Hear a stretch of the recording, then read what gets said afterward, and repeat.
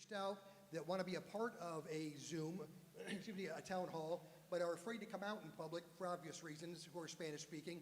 So just so you know that we're going to try to schedule one for next week, a town hall via Zoom that'll be in Spanish. But our Spanish speaking families will get all this information in Spanish, all the FAQs, and Waleska does a very, very, very excellent job of making sure we get all those things done. So Waleska, thank you. So introductions, and then I'm going to kind of talk about what we're talking about, and then I'm going to kind of hand off a little bit. But Michael? Good evening, everyone. Thank you for coming out tonight. My name is Michael Scott. I am one of the assistant superintendents of Lorain City Schools. You asked for a little brief introduction for those who don't know. I've served several capacities in Lorain City Schools over my time, ranging from teacher to assistant principal, administrative offices. I also used to coach a little basketball back in the day, too. So thank you all for coming out. And good evening, everyone. My name is Ross May. I'm our other assistant superintendent. And to echo Michael, thank you all for coming out tonight. Good evening. I'm Tia Kearney. I'm the treasurer and CFO of the school district. Thank you all for coming. I'm Julie West. I'm the assistant treasurer for Lorain. I've been an assistant treasurer for going on 42 years. And welcome, everyone. 42 years. By the way, can everybody hear back there? We good? Okay, the purpose of tonight's meeting is to get us all caught up on where we are in terms of the district's finances. Where we are, how we got here, and then our thoughts on where we are in terms of what we plan to do. But again, I think the part that's two things I think are confusing in this process. One is we have two different timelines to follow. And I apologize for my voice. I don't feel or as pathetic as I look or sound, but I'm just dealing with something up here. So I apologize in advance for all the heavy breathing in the microphone. But ODEW, the Ohio Department of Education Workforce, once we realized we couldn't pay our bills next year, they jumped in and said, first of all, they said, you've got until whatever date to come up with a plan that cuts $18 million out of your budget. And again, I'll talk to you about how we got here. They told us today that we only have to cut, was it $16.6 million? They're giving us the numbers. We've got the information to share it. We didn't find a couple $1 million. We're following their direction. We're following their lead. But again, their timeline is different than ours. We have to have something that demonstrates that we can make these cuts, because if we don't, they'll come in and make them for us.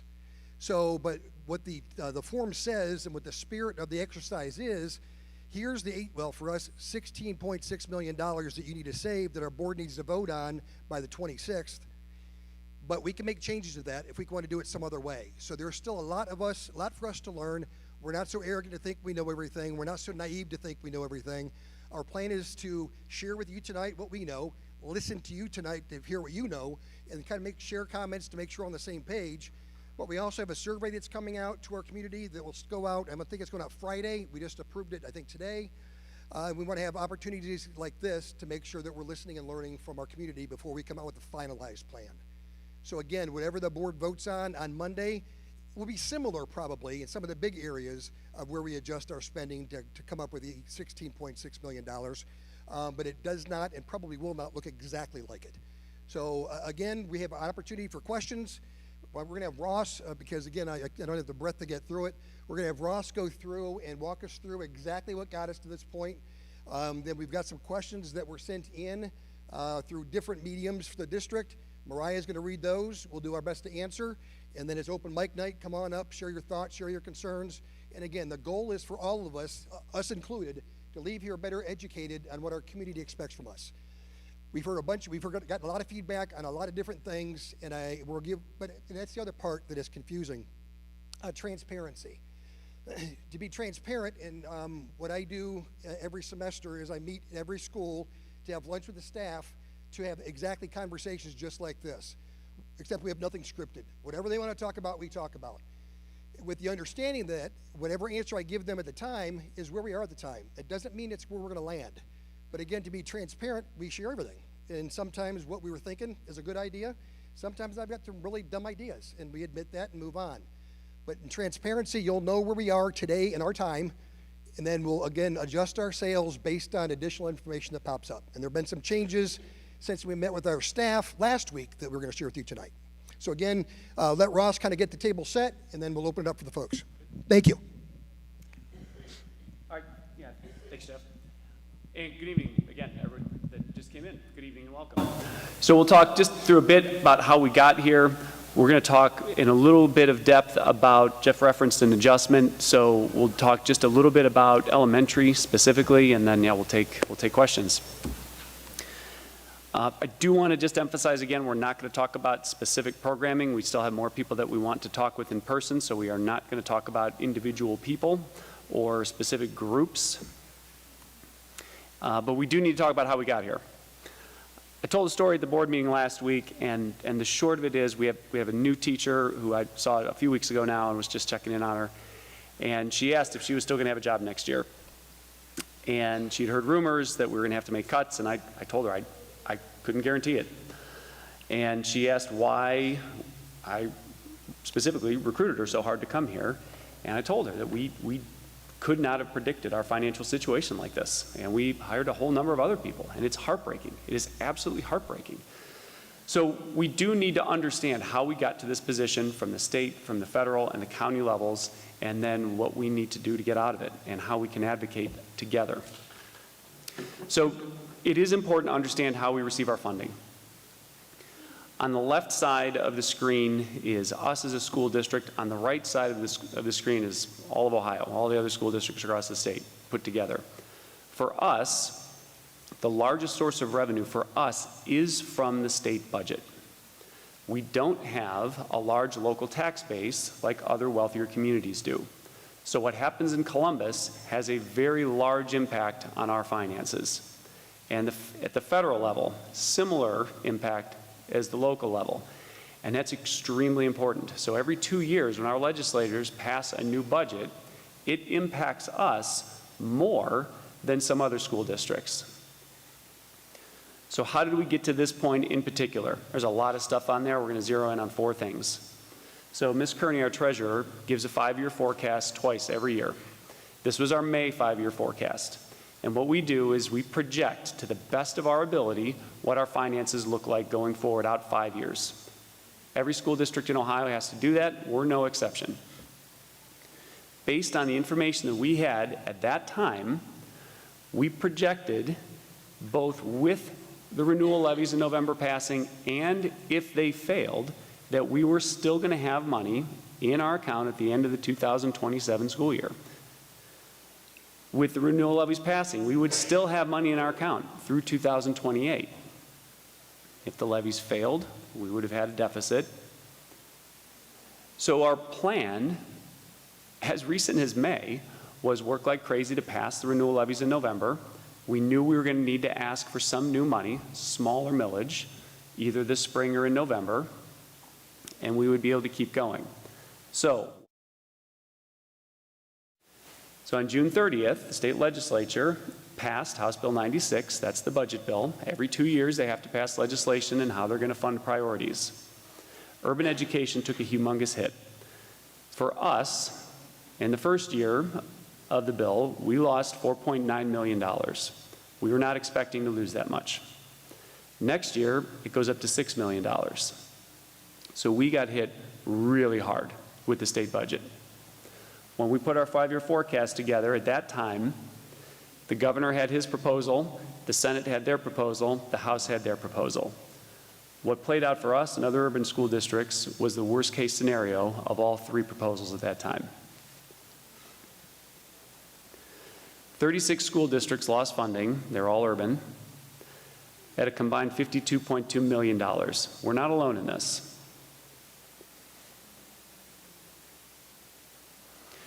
Also on June 30th, very same day that our state legislature passed House Bill 96, the federal government held all title money, which is all federal public education money. Not just for us, not just for Ohio, but every single public school district in the state of Ohio, or in the country. On August 19th, Ohio received their allocation. Federal government unfroze that money. And Ohio received $169.9 million, which is a decrease of $15 million from the prior year. And for us specifically, that meant a reduction of $787,000. So we got hit hard with the federal reduction as well. What was extremely concerning for us at that time is that we have several $1 million in title money that we use to pay salaries as well. And we weren't sure that we're going to get that money and be able to pay people to start the school year. We weren't alone. Every school district in the country went through this back in August. As part of House Bill 96, the state legislature overrode one of the governor's vetoes that gave county commissioners the ability to adjust property taxes. Our governor was against that.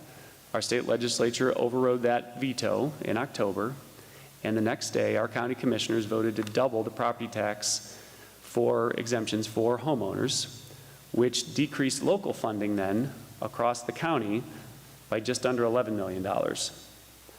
All school districts in Lorain County lost money in October.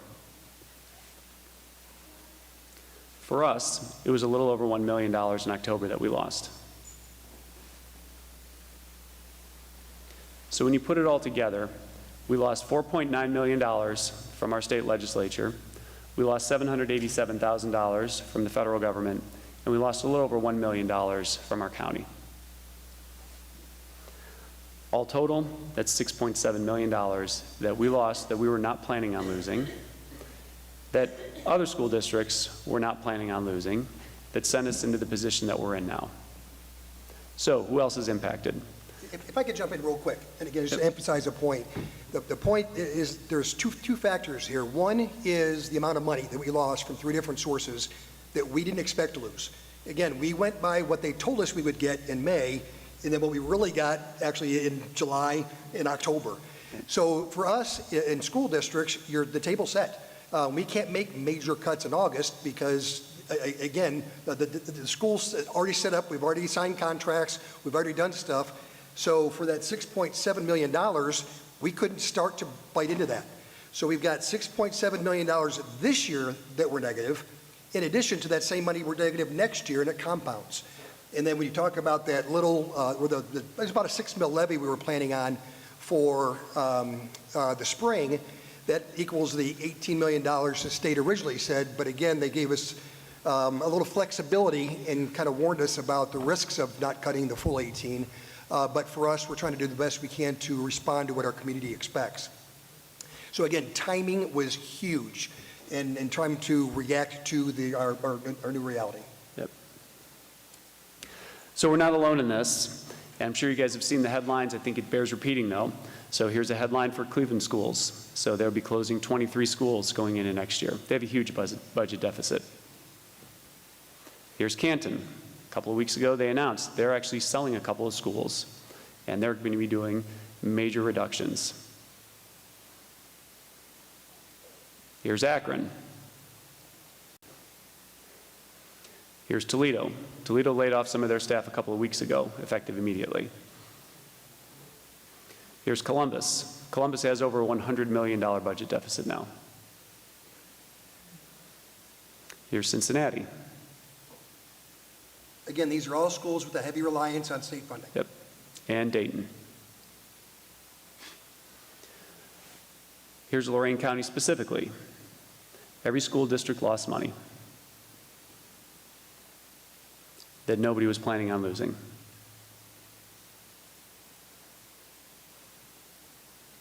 So this is the playing field that we're forced to react to. And we do need to know where the money went. So when you follow the bouncing ball, charter schools got an increase of just under 10% in their funding. Over $1 billion in money for charter schools in the budget. The federal government sent Ohio $105 million in September for more charter schools. If you've been following the vouchers, vouchers are public money to fund private education. Ohio allocated $2.5 billion in this budget to fund private education with public money.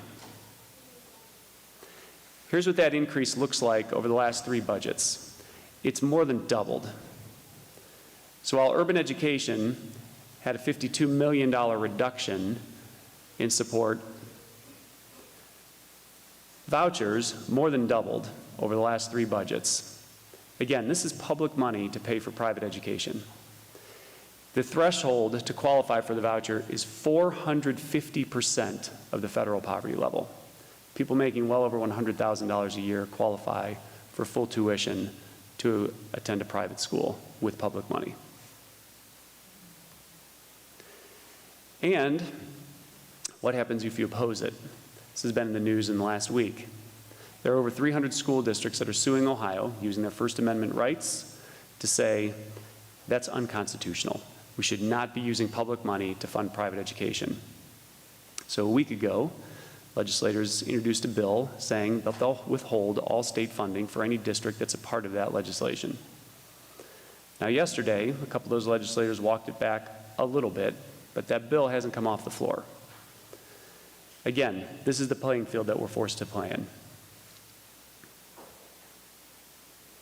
Go ahead, keep going. Want to talk about the elementary model first, changes Okay. there. Yep. All right, so we're going to hop ahead just a little bit. Here's our reality now. We didn't get into this, but we have to respond to it. We have no choice. We have to be able to pay the bills. And as Jeff referenced earlier, we have to work with the Department of Education and Workforce. Us and a number of other school districts were flagged for state intervention. They help make sure that we're going to be able to make the reductions we need to avoid them taking over our finances, which we will not allow. So we do have to be more efficient. So here's our reality with our elementary schools. We talked in depth about this at the board meeting. We want to catch up. We got a lot of feedback in the last week, and we made a couple of adjustments. For those that did not attend or have not seen or heard the board meeting, this context is important. We do have 10 schools, 10 elementary schools, and they're designed for 3,800 students. 7 of those schools are for 350, 3 of them are 450 students. Right now, we have 3,077 students. That's 81% capacity of what we're built for. We do have more schools and classrooms than we do students right now. So we do need to figure out a way to get more efficient with how we use our space. Here's our enrollment over the last 10 years. You can see the blue line is our district-wide enrollment. You can see when state takeover happened and the enrollment dropped very quickly. And you can also see our gradual upward trend. The red line is preschool through 5th grade, who we currently have in our elementary schools.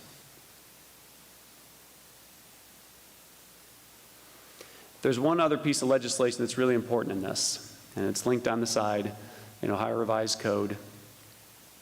Any public school that has capacity below 60% in the prior school year is to be offered for sale to a charter school. Again, this is the playing field that we're working in. So there are all of our schools and our current enrollments, and we do have one school, Hawthorne, who is below 70% of the enrollment to capacity. So we do have to pay attention there. We cannot sell our schools to charter schools. And then we have a number of schools, 4 others, that are below 80% capacity. So the way our schools were originally designed and built does not match our community trends right now. So we do need to make some adjustments with how we use our facilities. Currently, this is what our staffing looks like, and then we'll show what we're proposing here and how that's evolved in the last week If I could based on jump in real feedback. quick, what he was talking about in terms of what's changed since we built our schools is how many students we have and where they currently live. They don't live where they used to. So we have to adjust our boundaries to make sure that we balance ourselves better, to be more efficient, to make sure that we've got Yep. better ratios for teachers to students. Yep. So for example, we have some class sizes right now as low as 12 students. And then at a different school, at that same grade, we have some class sizes as high as 28 students. So we aren't balanced particularly well right now. So last week at the board meeting, we showed 2 proposals. We presented a paired schools model, and then we also presented a K-5 neighborhood-based model. And in that time, boy, did we get a lot of feedback. And it went something like this: don't think about doing paired schools. And some with a lot of words, some with not words, some with a lot of emojis attached to it, but boy, did we hear a lot. So what we did and then what we learned. So we meet almost weekly with the Department of Education and Workforce. And last week, right after the board meeting, when we had our meeting, we talked with the woman who's assigned to work with us, and we explained where we are. We explained the feedback that we're getting from our community about the way for us to get to, Jeff referenced, the target has moved a little bit, at that time $18 million. And we asked, what is the absolute bottom line number that we have to get to? And we explained our community is making themselves very clear that they are not interested in paired schools, that neighborhood schools are extremely important, and we need to find a way to do it. The hard part is that the paired model is a lot less expensive, about $1.2 million less expensive. So about 2 hours ago, we did get a response back from the Department of Education and Workforce, and our bottom line number is about $16.6 million. So we get a little bit more wiggle room. And again, they're not giving us any money. They're just changing where they say we have to get to be solvent for next year and the year after. And what that allows us is a few things. First, it allows us to do a neighborhood model. But the risk is that we have to have money in the bank at the end of the 2028 fiscal year. And right now, that doesn't give us a lot of wiggle room, but it does give us some wiggle room.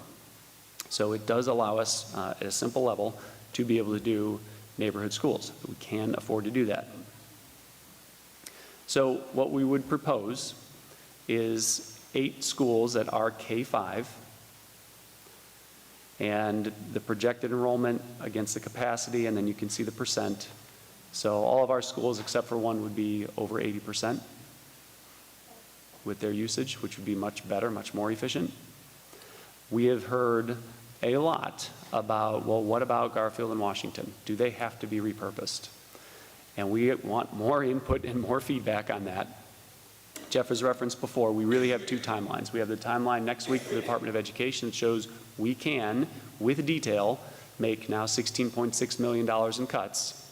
We have to do that by next Tuesday.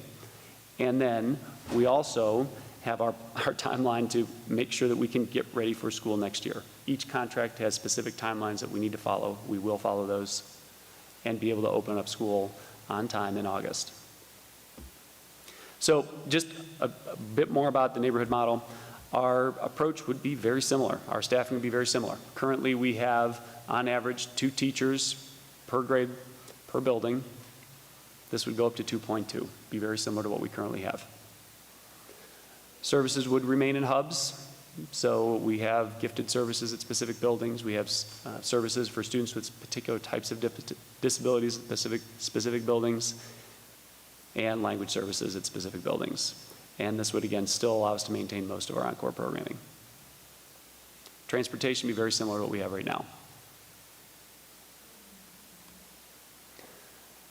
This is a boundary. On the left side is what we currently have. On the right, this is what boundaries could look like in this model.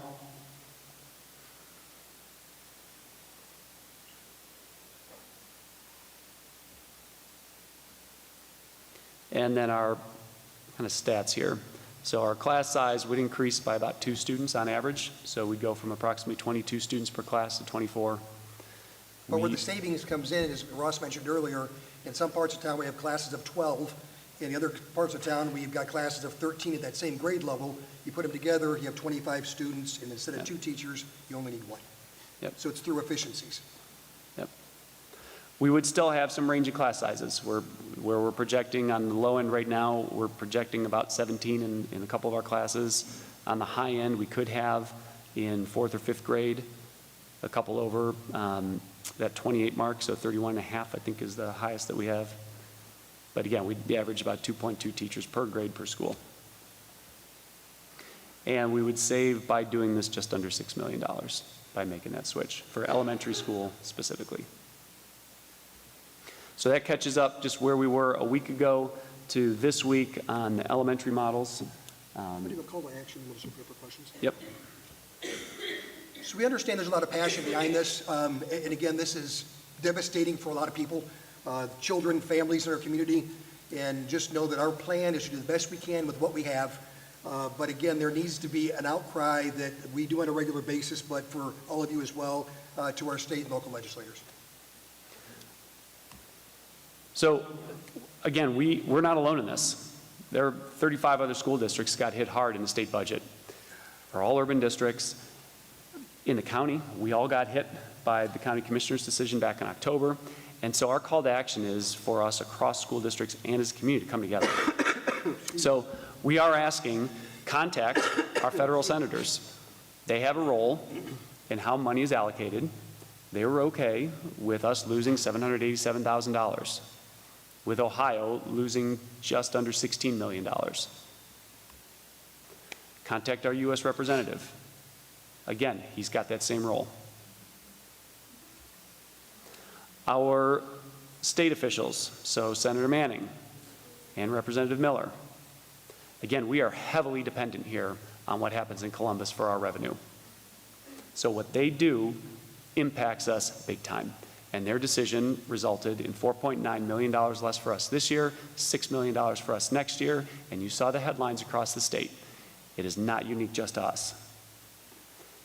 They're also the ones responsible to decide, yes, we should be funding private ed with public money.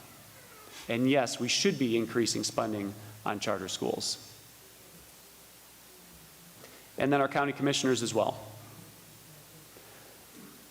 How many union reps do you guys got?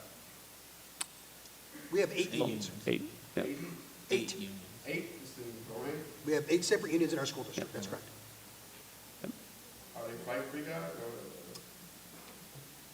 Our unions are very supportive, Yeah. yes. Yep. They fully understand, they're on board. They understand what our issues are. 8? 8, we have 8 separate unions in our district. Yep. Do I just mention we met with Commissioner Moore last week? Or no? All right. So we ask, please contact them. Make our voices heard respectfully.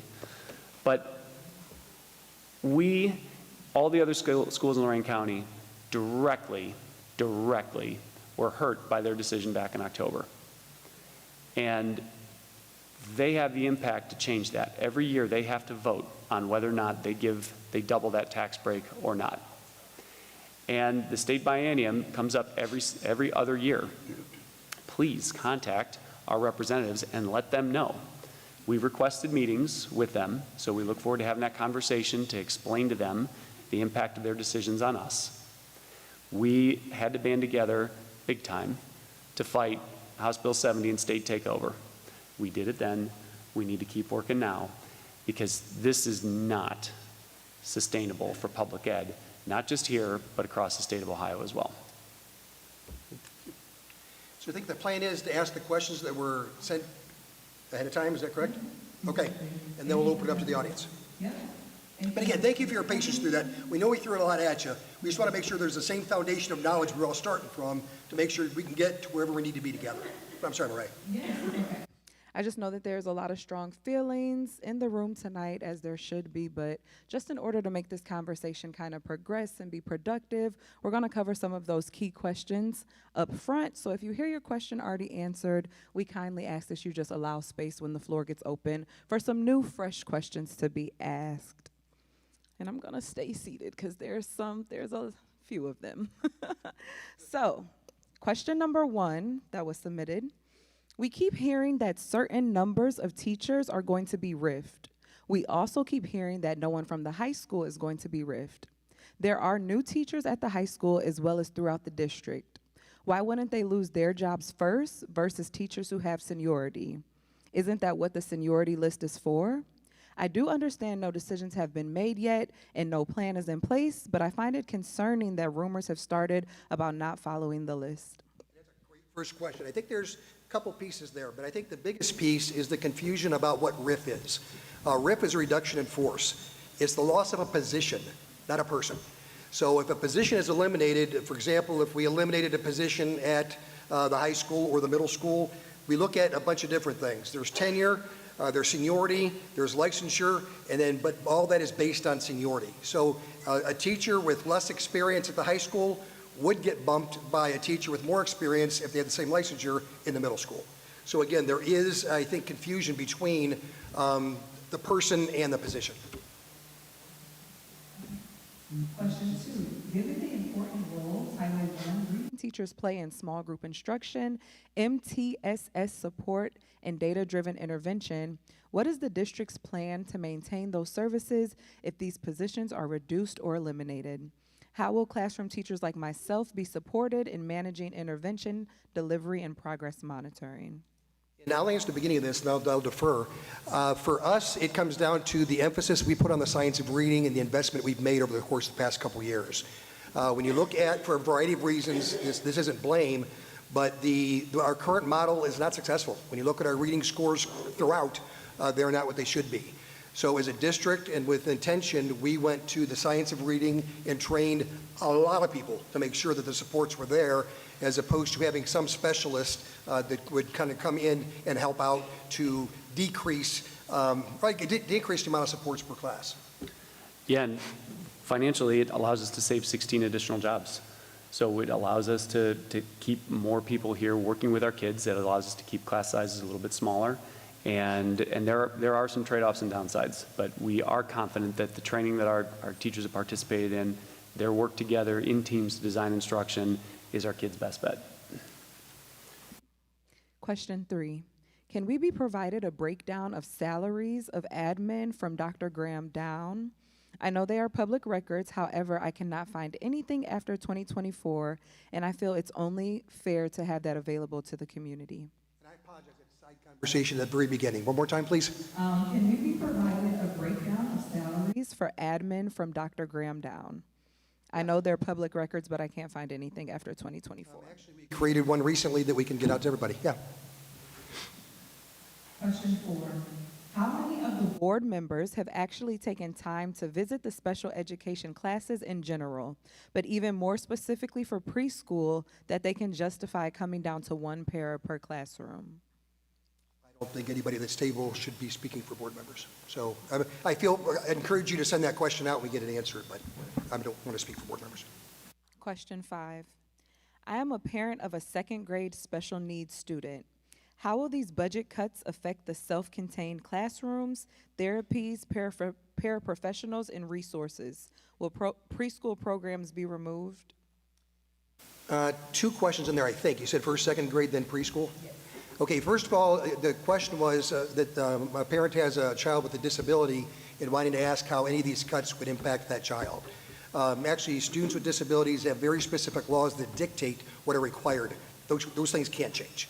So whatever those children have been receiving, we can change the model, but we have to provide the same service and the same level of resources. The next question was, and what about preschool? Will preschool programs be removed? We are still looking at preschool, candidly, so that decision has not been made yet. But with intention, we're looking at how to preserve, and it comes down, again, to money. Preschool is a very expensive program, by far our most expensive in the district. The total cost is about $4.7 million. We get reimbursed about $2 million of that. So it's a little over $2.6 million out of district pockets to pay for that. But we also understand the value of all-day preschool, so we're trying to come up with cuts in other areas to compensate for that. What we're required to provide is half-day preschool programs. Our goal is to do better than that. And that's one of the things that, again, may not make the ODE timeline, but we're hoping to have some adjustments that we come up with based on our own current timeline.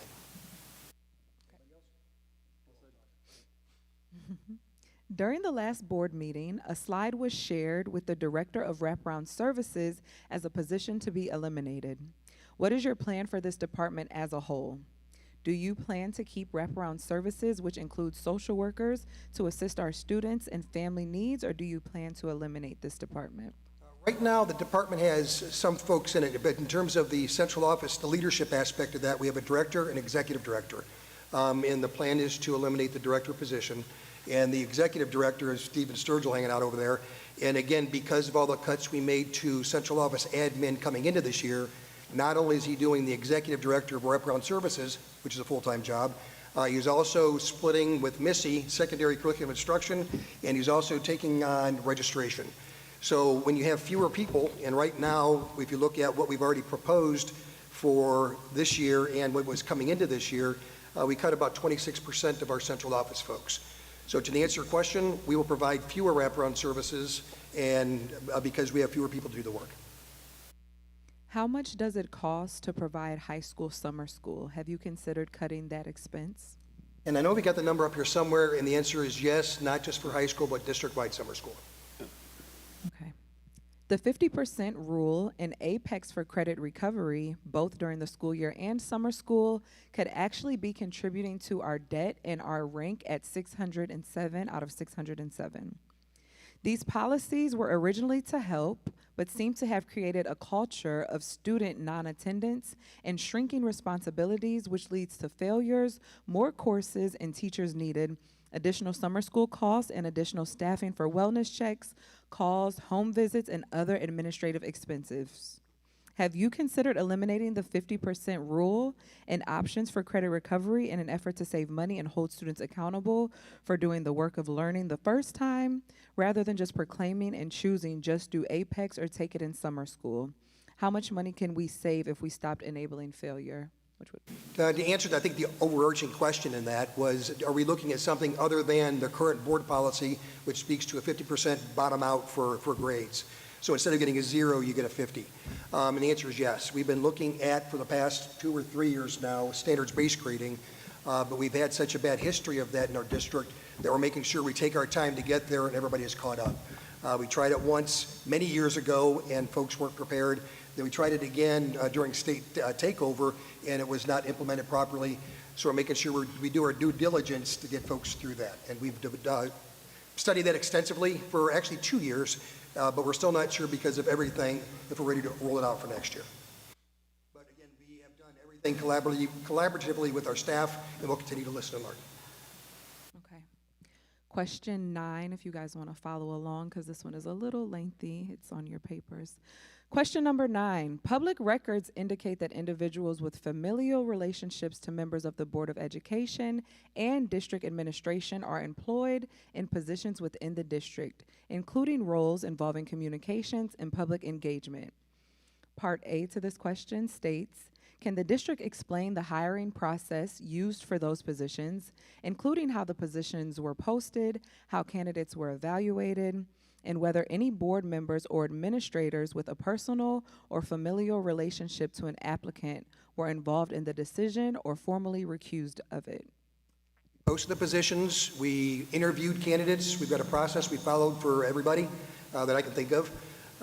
We whittle it through. We make the best decision based on the best candidate. And there's board members do not participate in interviews. They do vote when recommendations are made. And if there's a family member who's being recommended, that board member abstains. To the question. In addition, can you outline the qualifications required for those roles and how the selected candidates' experience aligned with those requirements, particularly in areas such as public sector or school communications? If somebody's asking for the job description, then yes, we can provide that. I think that's what I heard. Of course. Okay, part C to the question. Finally, what specific policies or safeguards does the district have in place to ensure compliance with Ohio ethics laws, including Ohio Revised Code Section 2921.4 and Section 102.03, so that hiring decisions are free from conflicts of interest and the appearance of favoritism? Don't know those codes off the top of my head, but again, I think the way I shared it, it's people who are related to somebody. I cannot recommend, I don't care what process it is. If it's my family member, I can't do it. If it's anybody else's family member, I can make the recommendation, but they cannot participate in the process on any level. Question number 10. How will RIF decisions be determined? Will decisions be based strictly on seniority, or will talent and performance also be considered? I think that's similar to the first question.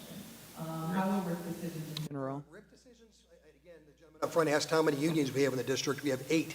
Each one has their own negotiated agreement, and each one of those outlines exactly the process we have to follow. And outside of that, board policy suggests we lean heavily on seniority.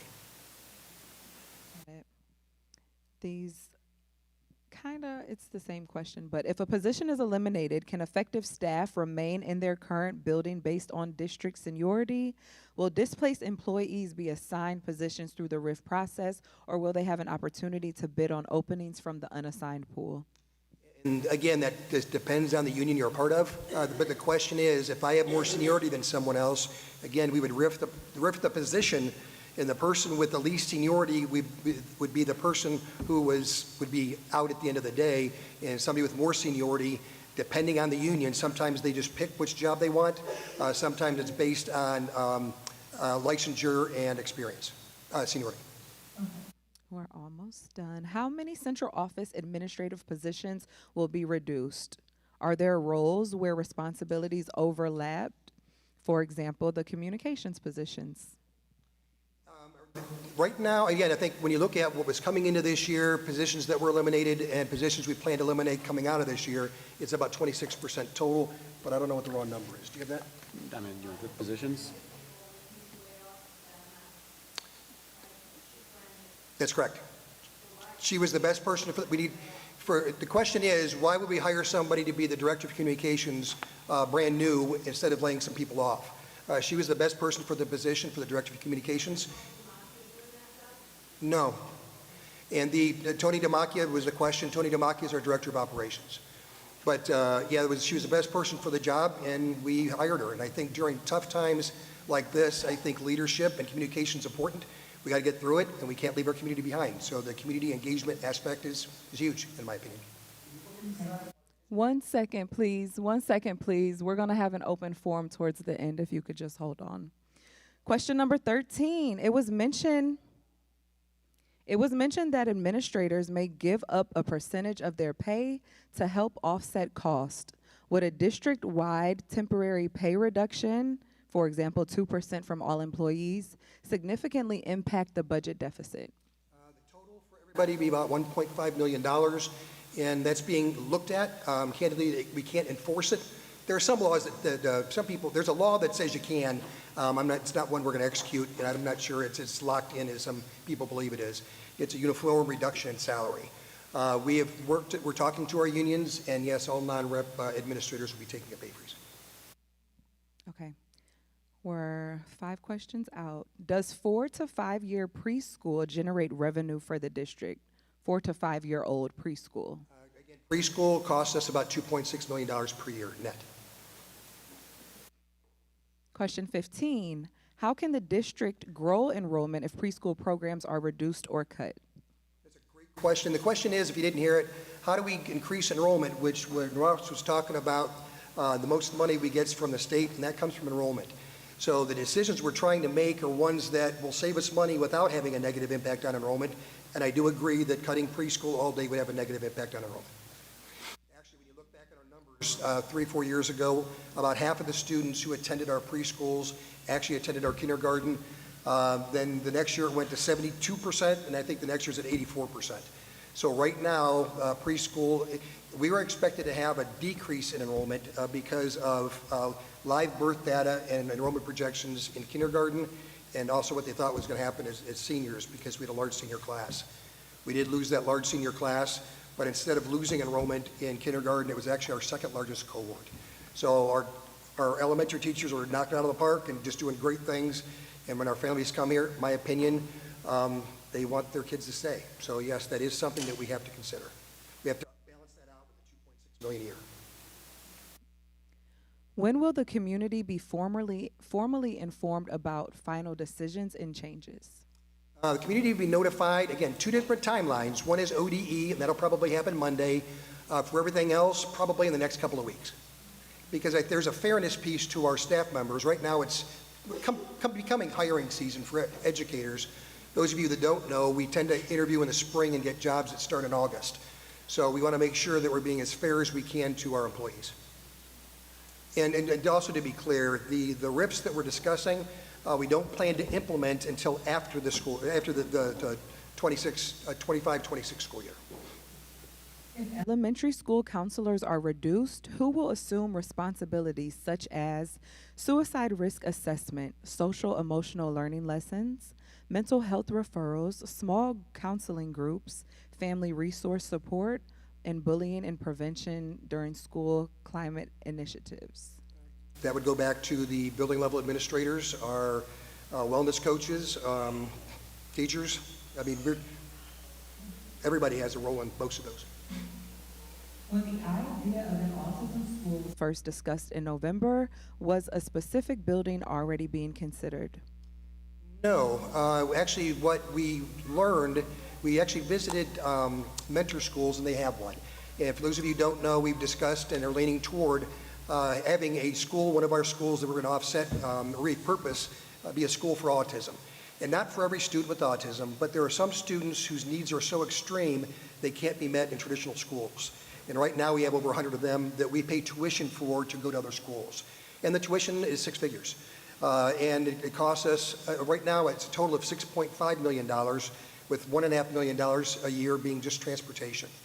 But that's just the way to justify doing the right thing, which means providing education for students who need that niche. Right now, if I'm a student with autism whose needs can't be met in a traditional school, I go to Sandusky, I go to Westlake, I go to Akron, Cleveland. We actually had one student enrolled. We found something closer, but actually enrolled in Mentor. That's an hour and a half for among our most vulnerable children. So there's a need in the area. We can save a lot of money, but more importantly, we can meet the needs of these children in our district. And once we build that for us, we could also contract out to other children in other districts who have similar needs. But again, in terms of a building being selected, the only building that has been petitioned for since the beginning is we have, as Ross mentioned, a bunch of 350 buildings, 7 of them, and we have 3 buildings that have 450 students. And because of the needs of those buildings, we decided to lean on a 450 student building for a school for students with autism. And those 3 buildings are Larkmore, Jacinto, and Washington.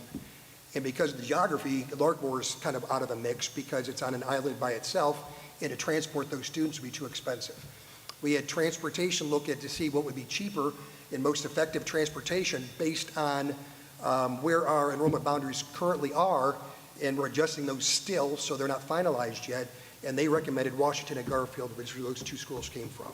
But we're still tweaking enrollment boundaries to find out which 2 schools make the most sense.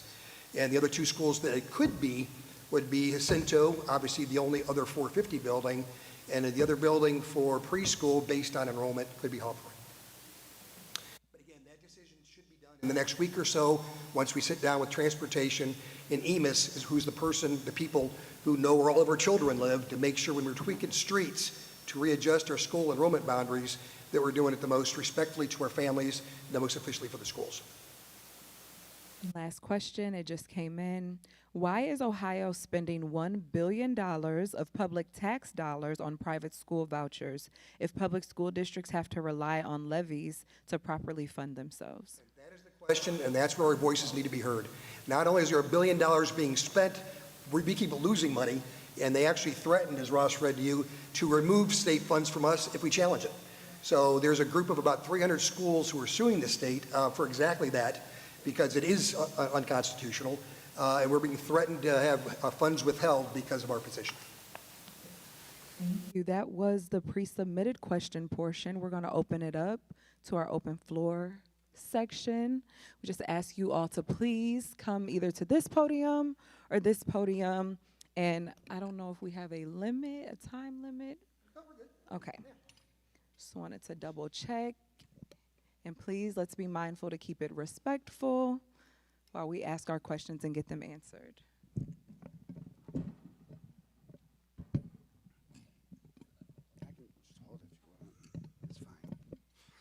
Check. Okay, so Aaron Knapp here. My daughter is in high school. I think the more important question, and no offense to our communications director, she just happens to be the newest person, right? It's not a slight against her. But when I look at and I go, okay, so her dad's on the board, her brother's on the board, her mom's an administrator. She's getting $90-something thousand a year at 28 years old, having minimal media experience. Why can't one of you do that? And when you've got 3 count them, 3 superintendents, not one. You got one with 2 extras. What is that? So you sit here and you tell these people to buckle up, right? But you're not buckling up yourselves. You guys have so many high-level salaries that you need to cut. Your little retirement thing, I don't even know what that was. That felt really bad. And then to top it all off, you still haven't answered my questions on how you're letting the security guards marry former students. So I'd like to know that, because I want to know what you're going to do to protect my daughter from having that happen. Like, you literally let Ortero marry a student, and your safety service director is the one that married him. How am I supposed to trust that you're going to let my daughter not be molested by your security staff? And on top of that, I'd like to know exactly how much is that worth, because you must have paid her parents off, Destiny. You know what I mean? No, don't do that to me, because then I'll just keep the mic. Okay, don't cut me off. It's free speech. You guys have been ignoring us for a very long time, and you're sitting here trying to cut these people at the knees, and it's not going to happen. Like, you put this city and this whole school district in bankruptcy already once. You're not going to let it happen. You don't have a choice if we go into financial insolvency. And the fact that they don't want what they want, they've been reporting it to me. That's why I'm asking the questions.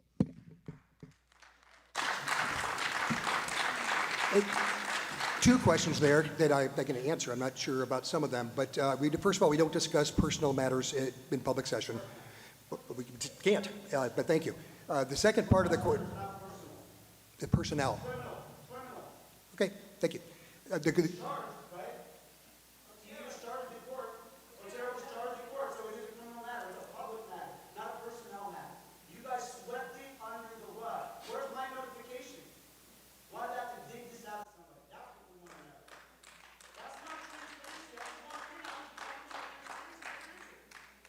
Second question that you asked was about. Second question that you asked is about the number of assistant superintendents we have. We have 2. People talk about it being top heavy. The reality is that if you look at it on a per daily basis, Ross he's 127th out of 1,000, and Michael's 194th. The reason. According to Bill Sturgill, always, but I've been here 10 years. I've been here 10 years. We've always had 2. No, before I got here. Right. But again, the reason for that is, especially when you start to decrease the number of people that we have in central office, we need people that are more versatile and have depth in many areas. And that's what we have. They are very good at many things.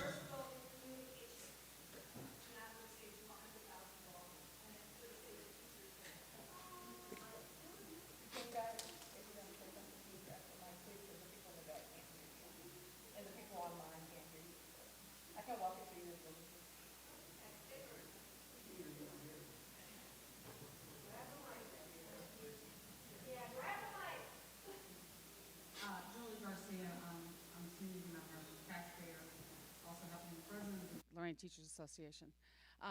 So you mentioned in one of the slides some of the cuts that you were going to make in supplies for teachers. So I'd like to ask my staff, my teachers, please stand up if you spend money out of your own pocket.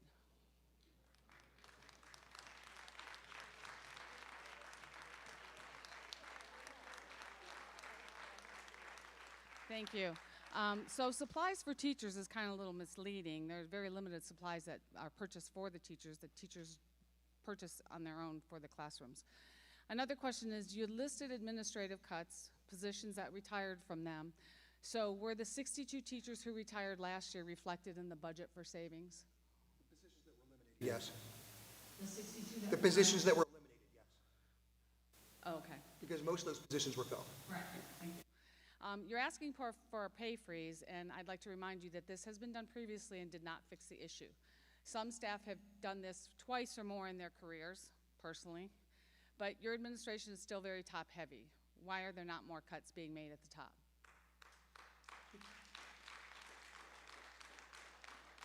As I shared, at the end of the day, the work still needs to be done. And we have reduced, looking at 26% of our central office administrators, that work still needs to get done. Members are also asking, will they know job placements before March 12th? I think you just signed an MOU to extend the, so you probably know the answer better than I do, because I haven't read what you proposed. Well, March 12th is the day that the unassigned pool closes, so they would like to know if they're going to know what Yes, I see positions your are being, Yeah, I see your question now, yes. We should know by that. okay, thank you. Will we know which administrators are at which building? I don't know. Another question is, why are you giving the Board of Education information that includes teacher salaries for Project Lead the Way when salaries are already included elsewhere in the budget? To compare programs, you need to take the salaries out. When Project Lead the Way, participation fee at the middle school is only $950, so the information that's being shared with the board is misleading. I think it's $1,000 per building, and I think we spent $46,000 in supplies last year. That's the numbers that have been given. And most of those are covered by Perkins funds, correct? Not necessarily. We actually had a donor one year, but I don't think Yeah, so we're going through now with all the purchase orders to make sure we're crystal clear on each of the programs and what we spent. Because I'm being told that now Project Lead the Way is being eliminated at the middle school where there needs to be some kind of vocational program at the middle school. So that means as a regular ed teacher, will I have to get a certification to be able to teach the, This other example of the transparency leading to confusion. Those are things we're looking at, have not decided. The state does require us to have some career tech component at the middle school. We're trying to figure out the best way to do that. so as a middle school teacher, I'm teaching science. Now I have to have a certification that says. Not at all what it said. We're not, I'm asking. yeah, again, we don't know. We have to figure out what our options are and then make a decision.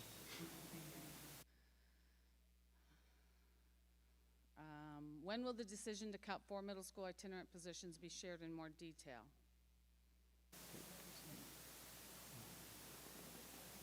I'm not sure what you're, I didn't hear you.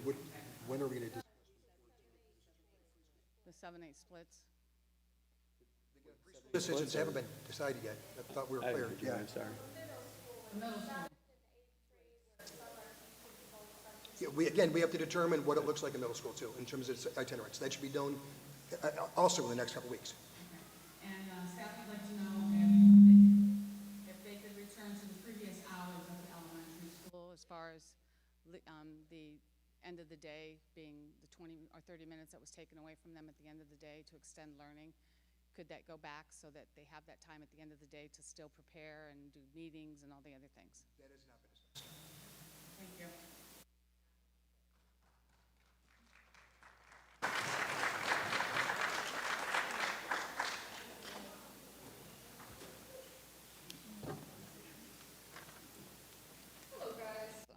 I'm Lindsay Larisha.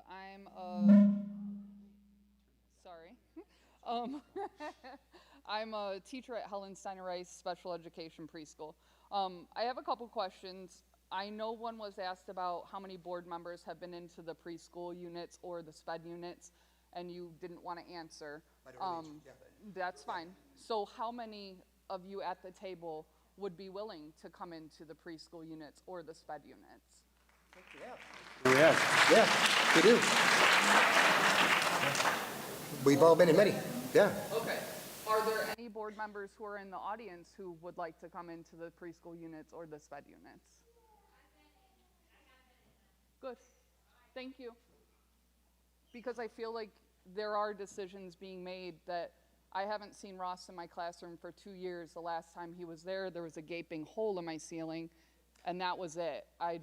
Michael, I saw you the other day. My kids were not there, but we would love to invite you in. And I know at the Monday meeting last time, Sonia Rodriguez, the other preschool teacher, said we would love to see you guys in there. You are making huge cuts to our program. We would love to see you. My next question is, how many applicants were there for the communications job that is currently held by Mariah Ballard? We can get that for you. Okay. I think you interviewed 8. Yeah, we interviewed 8 and we whittled down from probably around 15 or so. Okay. Because I know with all the talk, it seemed like there was only one applicant. So I'm just clarifying for somebody else. No. There was more than one. Okay. Next question. Due to the cuts, what will happen to the services the kids in SPED receive that won't qualify to assist the autism school? Is there a plan for that yet? And again, students with disabilities have it spelled out in their IEP what services that we are obligated to provide.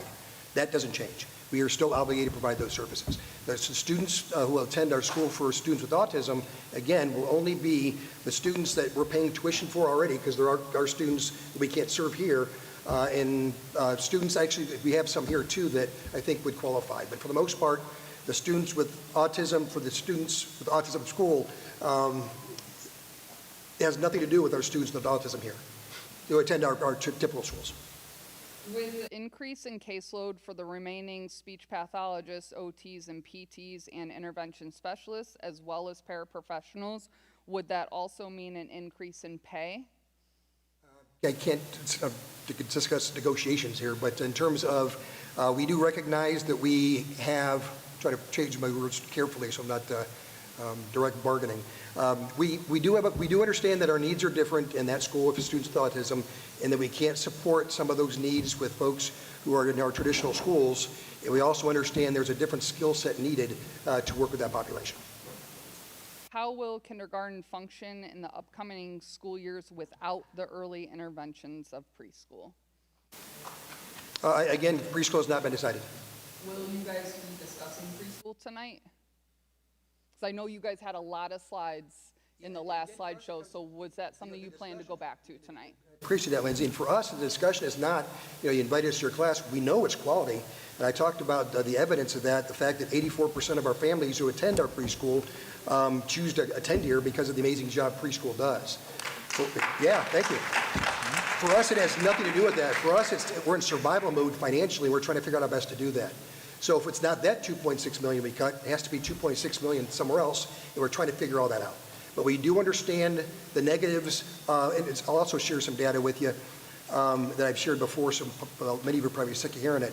For every dollar or minute you spend in kindergarten, to get the same level of gain for every dollar or minute you spend in 5th grade, it's 7 times the amount. So there is an added cost to all this too, but we're, again, in survival mode. We're trying to figure out how to get out of a position that we did not anticipate until recently. And then the question was asked earlier, and it was kind of like slid around.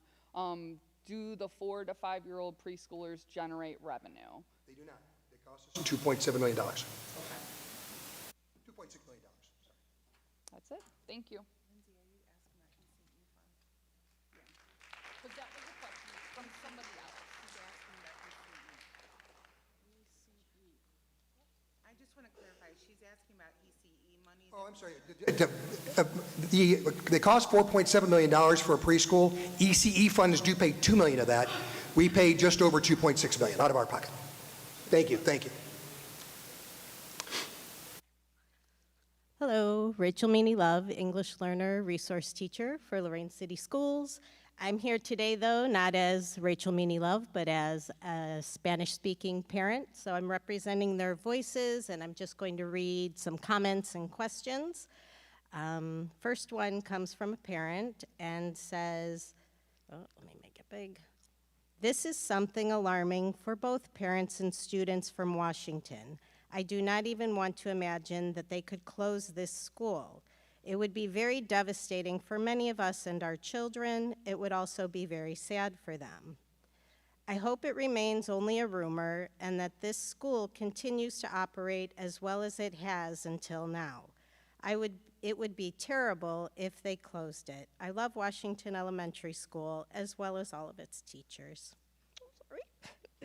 And I'm just reading the comment because I told them, I know, I did. And I just sent something out saying, I am going to the town hall tomorrow. If you have any questions or concerns you want me to bring up, please just share them with me. So that was one, and this is another one from a parent, and she's like, my only question is I'm very worried about the education of the students and their learning. I'm also worried about programs that might not be available anymore in the schools and after school. So maybe like what programs, they want to know what programs would be being cut, because I think they're not really familiar with everything that's been said. No, so I know that. we talked about the fact sheet, but including And that's what those I know we've things. talked a couple of times, but just to be clear, and I do know that there's all of our schools have a rural family feel, and it's tough to see outside of that. For me, it's not the walls and the classrooms and the ceilings, it's the people. And we still have to provide those programs, and we still need great people to do it. So I'm confident that if they had to go to a different school a mile down the road, that they'd still get the love and caring and quality education that they're getting now. But I do understand your point, and change is scary. But to your, I think it was your point, the programs, we still have to provide those. Again, there's expectations that we have to do these things, and this stuff doesn't affect that stuff. I think the one question the parent had was more like she wants to know what programs are cut, like is Boys and Girls Club going to be cut as well, and things like that. So Club is grant funded, so they apply for a lot of 21st century grants, and then we partner on the services. We provide children, they provide the service. So that would not change because it doesn't come out of our general fund. and I know we talked about the fact sheet, so if that's stuff that could be included on there, I told you you're going to be sick of me, Dr. Graham. Sick at all, I love it. Appreciate it. Thank you.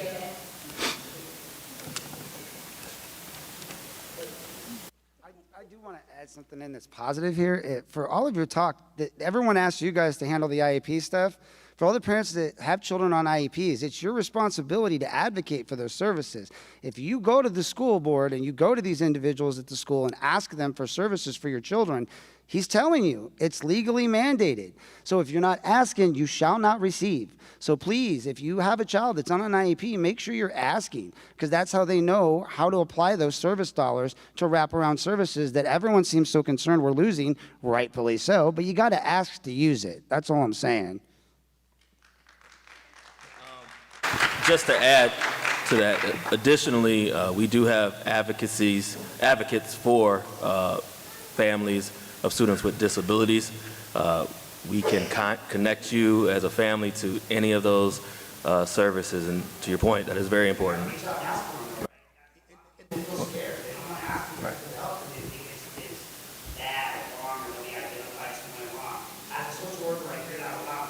Sure.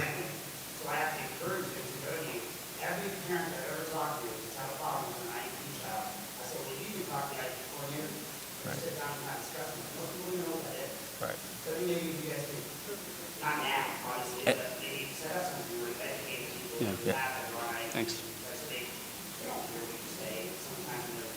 I don't think it's just that either. While we're talking about advocacy, I think, when we talk about mental health supports, having families, because I've heard from numerous administrators, teachers, getting families willing to accept that support. It's a hard thing. There's a stigma that still exists around getting mental health supports. And that's another thing. We outreach for that, but then we also need families to accept that, and we can figure out all the different mechanisms for payment, not payment, in school, at home, things of that nature. But to the point, that home-school relationship and communication and trust is something that we have to have in order to advocate for all of our students. Earlier, there was a question around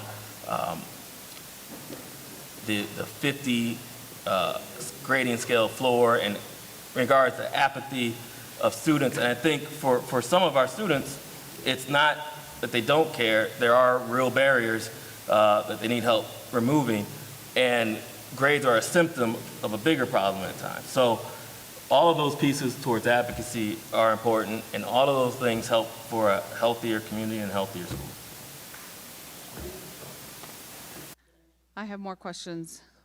They're being sent to me by my members.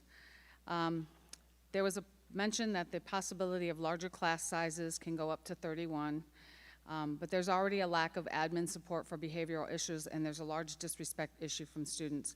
Has the board and higher admin considered how the increase will affect both of these issues, and how this will contribute to even higher teacher burnout and lower staff morale?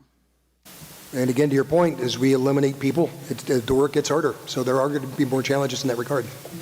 So the other question was, how is it that the teachers are going to add to their plate the work of counselors when they already have a whole lot to do? We continue to add things onto teachers' plates, but we don't take anything off. Dan?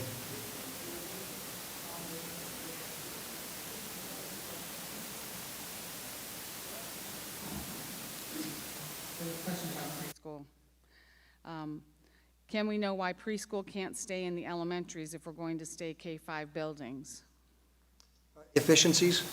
Again, we're trying to increase efficiencies K-5, and we also want to make sure we protect those two, as Ross mentioned, those two schools that are close to the 60% rule. Again, 60%, if our enrollment drops under that, I think it's for 2 straight years, we have to sell it to a charter school, and we don't want to do that. Do we have a cost estimate of what it's going to cost to repurpose buildings when you move preschool into what was originally a K-5 building, moving toilets, sinks, furniture, moving teachers? They're in those buildings now, so we don't need to do a lot of modifying for preschool. For the school for students with autism, it's $32,000 per classroom. So that's about $500,000 to get that autism school up and running when we're already. And based on the money that we're saving, we would make money the first year.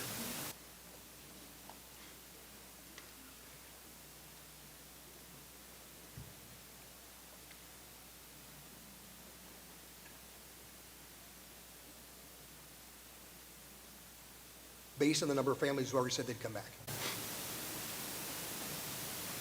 Question was, if we're not laid off in a couple weeks in the first round, could they still get laid off later in May, June, especially after the next levy, whether it passes or not?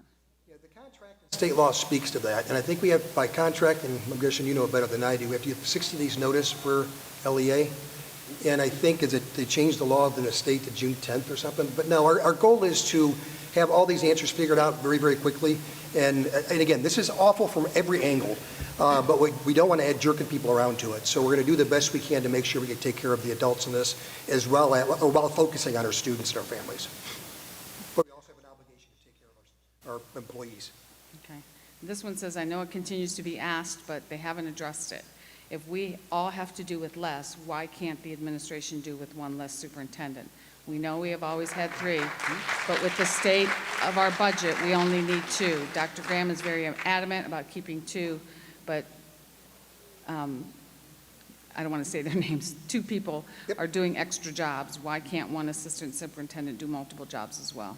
And again, when you lose 26% of your central office, both assistant superintendents will be doing a lot of extra jobs. The work still needs to get done. All right, thank you.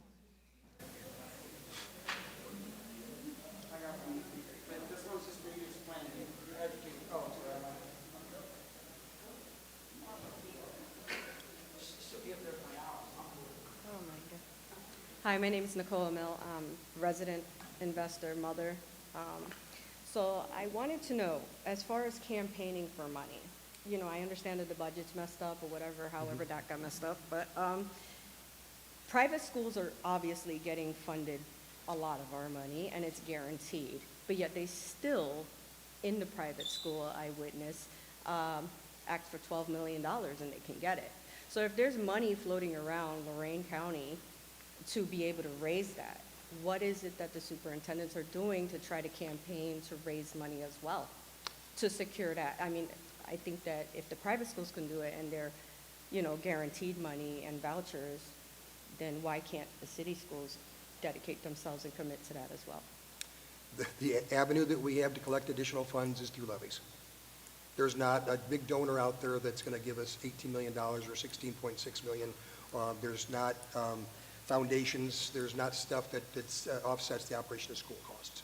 So you're not allowed to think outside the box and No, we be can. creative We in can the ask people for funding? stuff. I'm just saying there's not a long-term solution from the private sector to take care of schools. And for us, we've got, it's a little bit different, and this rule kind of applies. Private schools can do anything that the law doesn't prohibit them from doing. As a public school, we can only do what the law specifically says we can do. So we can reach out for donations, but to find donations of that caliber that are sustaining or sustainable just don't exist. Okay, understood. And then I had some people, other parents that asked questions. How much more is the district projected to spend on busing with the sister schools plan? Like say they can't afford to, they walk right across the street, they don't have vehicles, but you're going to move the children to another school. How much is that supposed to be projected to cost? And a couple things here real quick. The question is about the sister school or partner school, whatever it's been called a couple different places. First of all, I don't think we're heading down that direction. But if we did, actually the transportation would be cheaper. We'd have more kids on fewer buses. based on our projections where kids currently live. But we need to be careful in our district when we talk about enrollment in different schools and transportation, because over the summer, and actually throughout the course of the year, we know our students are pretty transient, so they move around a lot, and we know they move around a lot, but we can't always predict where they move from and where they move to. So these are guesses based on today's data. Understood. Okay. And another parent asks, with the new information on how Life Touch was connected to this files, the list, will you be canceling that contract? We are getting a legal opinion on that, yes. Okay. Yeah. And then a long-term plan and accountability, because I'm huge on accountability. If in fact the plan doesn't work, say you're trying to move all this and you're cutting teachers or making everything smaller. If the model does not produce the projected financial or academic results within 1 to 2 years, what accountability measures are in place? And will the district commit to revisiting or reversing the plan? And I think that we do a pretty good job of monitoring our programs for the most part.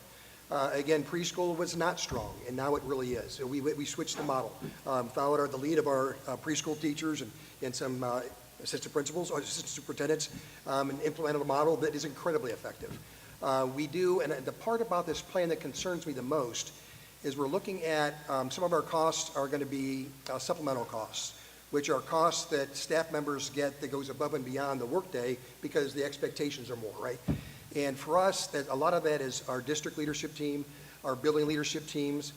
We have a very collaborative leadership model, in my opinion. And to cut that, because I think we need to, is going to hurt things like that. So we have to come up with different ways to monitor to make sure that the programs that we have are doing what they're supposed to do. But right now, it's all done by those teachers and those administrators who work together to assess the quality of what we do. Okay. And as an advocate and being trauma informed, I'm very concerned at the cutting counselors, because not only are they counselors to help the children thrive through things that they're going through, but it also, they're mandated reporters, and they get more confidential information than a regular teacher would. So my question is if you're going to, cut that, we're already having an issue with the students acting out in public, and it raises a liability in the community, because a lot of times it's a family court issue that actually stems into and pours into the community. So what are you planning to do as far as the counselors are concerned? And is that a priority? Because I think if we cut counselors on top of the issues that are already happening in the community, that will even raise more liability. And I'm just wondering, how do you plan to address that? And again, if we were to lose guidance counselors, I'm not sure exactly offset that. Now, every staff member in the district is a mandated reporter. We do have a lot of great relationships between our students and our teachers and our students and our admin, but to have fewer people would cause harm, yes. Yeah. Would not have the same supports that we would like our kids to have. Yeah, because with all due respect, I mean, teachers are teachers, but they don't have the trauma-informed Understood. and psychology degree that is required for the counselors and social workers, so. Agreed. Okay, so there's no implication on how you're going to address that later on when it gets worse? If that's the path we go, we'd have to have a plan that we could share with folks in terms of what it would look like differently. Okay. All right, thank you. Thanks.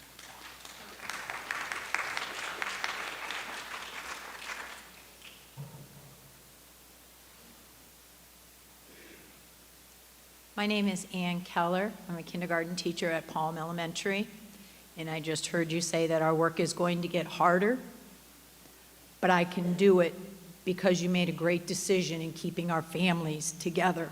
I can do anything with my families. That is the most important thing. It's not all this mudslinging and being nasty and saying things. Our kids and our families are the most important. And you gave me hope tonight that I can keep working with my families. All of you that are teachers out here, you all have families that you care about and you advocate.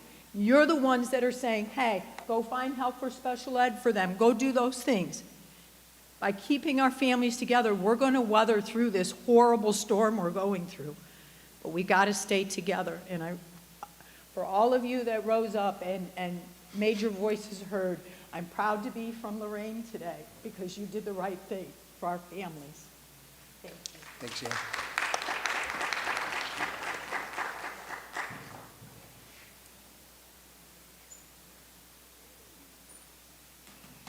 Hi, Jessica Farsetti, mom of 3, and sometimes a pain in the butt. So I'm going to ask some hard questions. Please. Okay. So when you put up the slide and said, we're going to go K through 5, I was excited. I was like, yes, they heard us. We did it. They're listening. They're really engaging with the community. They can see how passionate we are about this.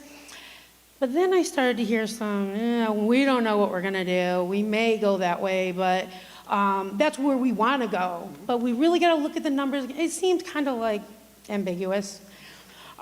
So the question that I'm having, and people are repeating about cutting from the top down, we're all asking that.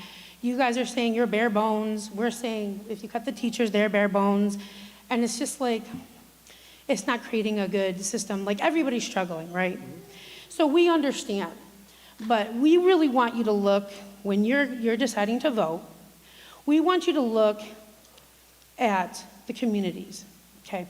We want you to look at the children, because a lot of people that I know have addressed the fact that we don't feel safe with our kids on the street.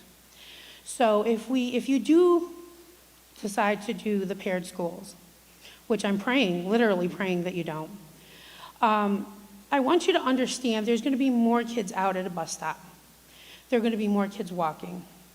There are going to be more kids left in front of the school alone so that their parent can take their kid to their sibling to a sister school. There are going to be more siblings split up. They're going to feel a loss of security. They are going to feel the turmoil that we all feel, and they shouldn't have to take that on. We need to keep our families together. We need to make sure that we're considering their safety, because moving forward, if you do go with the sister schools, what is your plan to keep our kids safe at the bus stop and walking? That's one of my questions. It was Jessica, is that right? Yes. And Jessica, I apologize if I came across as wishy-washy. That's not my goal. Okay. I don't see me recommending the partner schools, but again, some of this news that we're getting, and again, in the spirit of transparency, we want to tell you exactly what we're thinking. Some of these things I've not discussed with the board yet, with a couple board members, but not all of them yet. So I want to be respectful to the process. I don't think that in our partner school model, we're going to have the capacity to handle flexibility that I mentioned a little while ago, because some of our buildings would start out at capacity at 350 or 355, and I think Tony Morrison was one of those schools. Mm-hmm. So if, again, we know our kids move in the summertime, we know they move all year long. If 40 kids move over to Tony Morrison, we failed, right? To the person who asked the question last, what do you do when you fail? We have to make sure that we've got the flexibility in our schools to handle those bumps and increases and decreases of student enrollment. So I'm not trying to be wishy-washy. I don't think it's appropriate to do the school prepared model. And actually, we looked at this during my first tour, and it was actually brought up by a group of teachers. We looked at it, and it was the community that said, for the reasons I've heard loud and clear for the past few months, my older kids take my younger kids to school. I want my kids all to be in one building.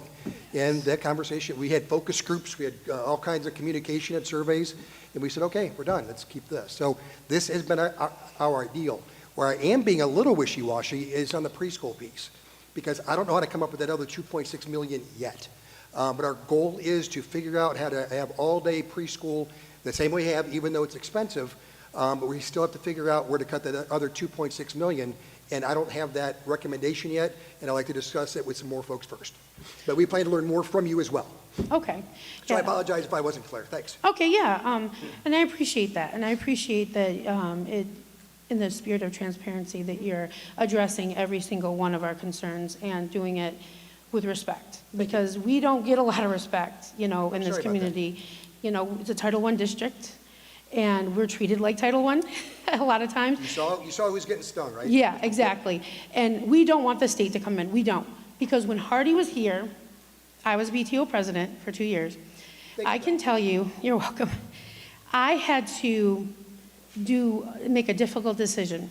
A teacher came up to me and he said, it's like the last minute, I don't have money for busing, and this is a required field trip. And I have to take these students on there. Can I borrow the money from the PTO? As the president, I'm not allowed to do that because I represent the parents. I had to tell that teacher no, even though he repeatedly asked the district for that money to take that class. In the 12th hour, he finally got the money. We don't want the state to come in, okay? No matter how anybody feels about you or the superintendent, assistant superintendents, or your choices personally with your retirement, because we all have our own personal choices and opinions, and we're all entitled to that. We don't want the state to come in. That's first and foremost. So what can we do as parents to support our teachers and to support the schools moving away from, staying away from paired? Because we're talking about the next school year. We're not talking about the school year after that, are we?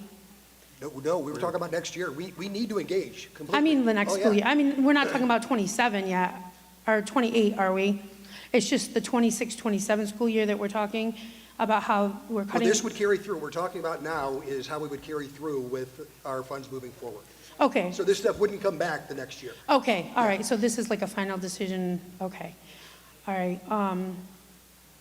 I think that's it, and I appreciate your time. No, thank you. You're welcome.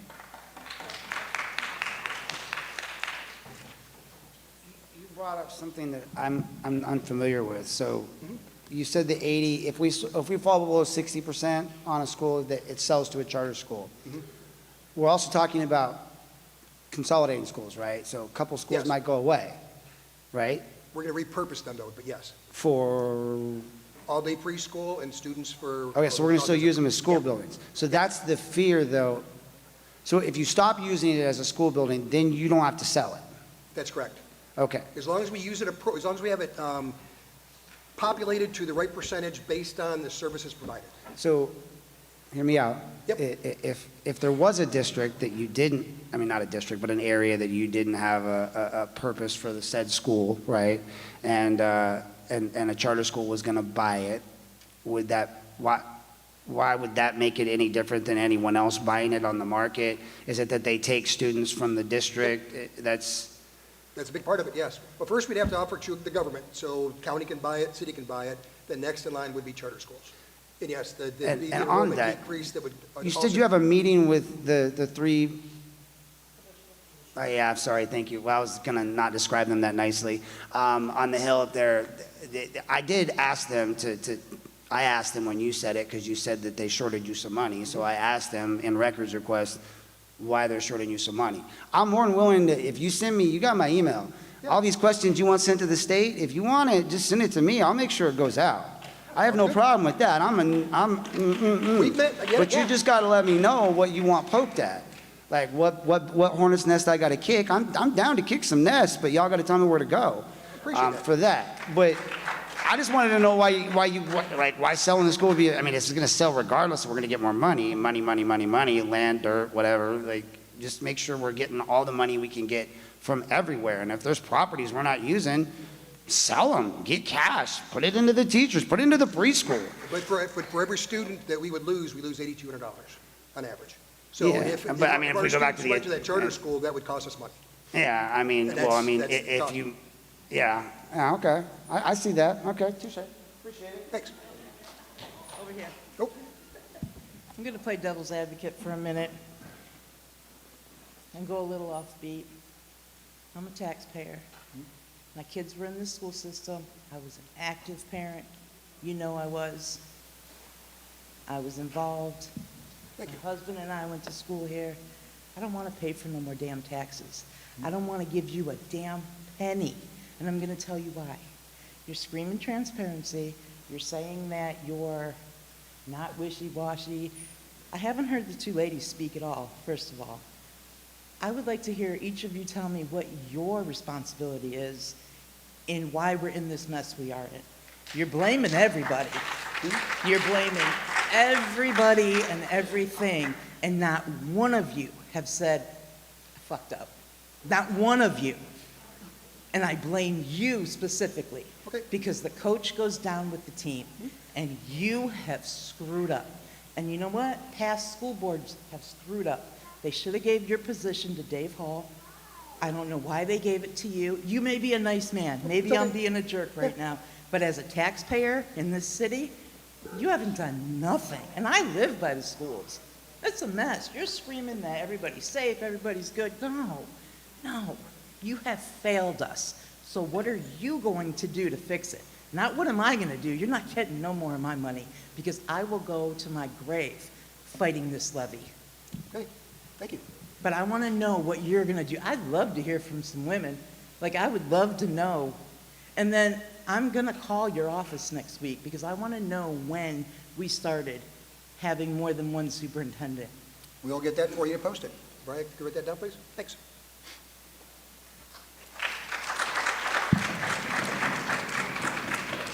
Hi, my name is Stacy Starr. I'm a Lorain resident, and I'm also an administrator at Murray Ridge School. Oh, well, hi.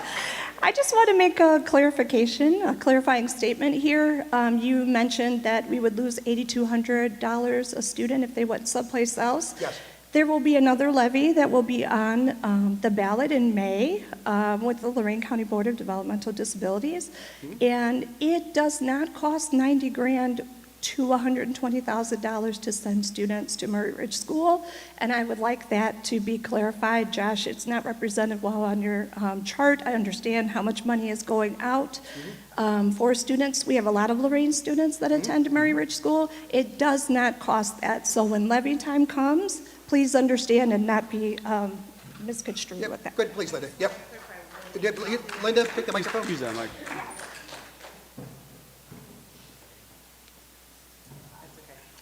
Me and Linda work well. We work all the time together. No, I just want to clarify that $6.5 million we're talking about does not include any student that goes to Murray Ridge. So we did not include them in that calculation. I just want the community Yes, to know I that. hear you. Thank you. I apologize for the I confusion. want them to know. Thank too. you. Yes, thank you very much. We love your students. We will put an asterisk by it moving forward. I apologize. Thanks. Hi, I'm Lisa. I'm a preschool over here at Frank Jacinto. When you were talking about why preschool is going to have to take a building, all I heard was, we want to save the building, so that's why you have to go there. On the other hand, you're talking about relationships and how preschool went up to that 84%. The reason we are able to do that is because of these relationships. If you separate us from everybody, we're not going to be able to have those same family relationships. I've been here for almost 10 years, and I've seen all these kids all the way up. And if you break that, we're going to have a lot of families leave. Appreciate it, Lisa. And I'm not sure I disagree. Like I said, we're still talking about preschool, trying to figure it out. I'm sure there's a million other purposes you could use for an extra building. Anything else besides preschool. Thank you. Thank you.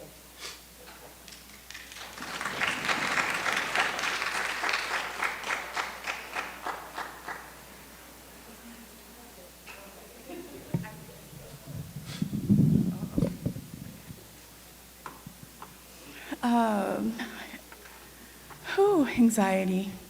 My question is, if I'm correct in sort of guesstimating, there's about $1 million in salary with the people that are sitting at the table. Would that be sort of correct? If you include benefits and everything? Not quite, but yeah, in that ballpark. Very close? Yeah.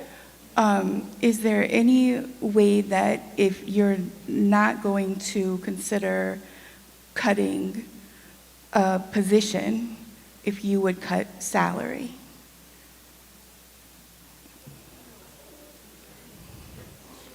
Let's talk. Yeah. And then in the vote will be Monday, correct? The vote for the ODE model, yes. Now you confuse, you know how I am, very there's- black again, and white there's with two different answers. deadlines. ODE said we have to have a plan to them by the 26th that says, by the 24th, that says that we need to demonstrate we can cut 18 million. But we can make changes to that anytime between now and the next school year as long as we do it. But if we can't do it, they will implement what the board approves on Monday. So it sort of scares me when you say that. Like, if we present a plan, we're not locked into it because... We are locked into it if we can't come up with something better or something comparable. Okay, and that's, I know this is a horrible question, but not to be disrespectful, but because I am black and white thinking, and that's like legitly so. Like it isn't just like an understanding that we have, or No, it it's has to be board approved, and they legitimately. have to approve us. Yeah. Okay. So It's on. the same thing we went through last year when you were on the board. Remember, we had to go through that vote, but then we made changes afterwards? Yes, but this time it seemed very. Bigger number, yeah. Yeah, very different. So on Monday, not 89 slides, Mr. Ross, but will you show us the plan that the board is voting on? Yeah, of course, yes. And will it have more of details with the programs or the positions and that sort of thing? Yes, but with the understanding that we can change some of that moving forward. Again, Yes. we're still going to survey the community. We've got another, we talked about at the beginning of the meeting, having a Zoom for our Spanish-speaking families who don't feel comfortable coming out in this environment. So we need to listen and learn more. Thank you for bringing that up. That was a question that I forgot. So I thank you for having the services here. I do think that should be available at every meeting. I know that there's some cost to that, but I think with our community, I do think it is something that we have to have. My question and concern with cuts to the EL program or positions would be, and I'm not sure if you guys have the answer for this, but we just had the fair at the high school for the electives, and I believe the CTE as well, maybe? Yeah, they're part of it. Yep. Thank you. Did we have translators for our students there? I know that my Sandra was somebody that really was advocating for that and was upset a lot of times that we didn't have somebody for our kiddos to be able to translate in the moment. So I don't know, and I don't I'm necessarily thinking, and I don't expect you remember to. seeing anybody translating, but I don't know if there's somebody there or not. I just don't remember. Can we be more mindful of those kind of things, please, going forward? And if our board president is still here, she's so cute. Can we please get the committee member people? Perfect. Thank you. I would love to still be on the communications, and I was invited, but I had to be approved, Courtney, to be on the policy committee.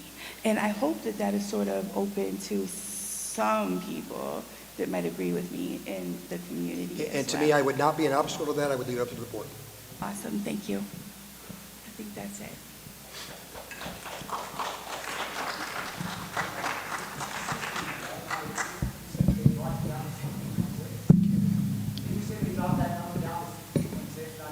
That's correct. That's correct. Oh, I'm sorry, just happened. They just dropped it down about 2 hours ago, 4 hours ago, whatever, so I apologize.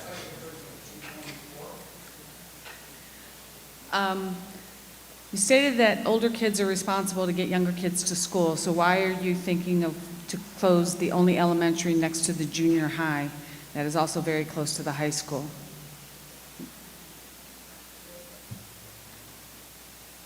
I explained why we chose those two. Neither school has been chosen yet, but why we were leaning toward those two schools. Okay, thank you. And are you communicating with families about the elimination of programs and services? Are you reaching families that do not speak English or do not have phone or internet access? When we know what they are, we will reach out, yes, best we can. And another thing was that CMSD has 33,400 students and only 9 executive administrators, and so why do we have 15? I'm not sure how they're titled, but I worked there, and they've got a building full, yeah. I'm sorry, that when I left here for the couple of years, my second year I was superintendent at Canton Schools, but my first year I was at one of those administrators in Cleveland, and I can tell you they've got a building full. I'm not sure what they're titled, but And another question was, we have a treasurer. Why do we have an assistant treasurer?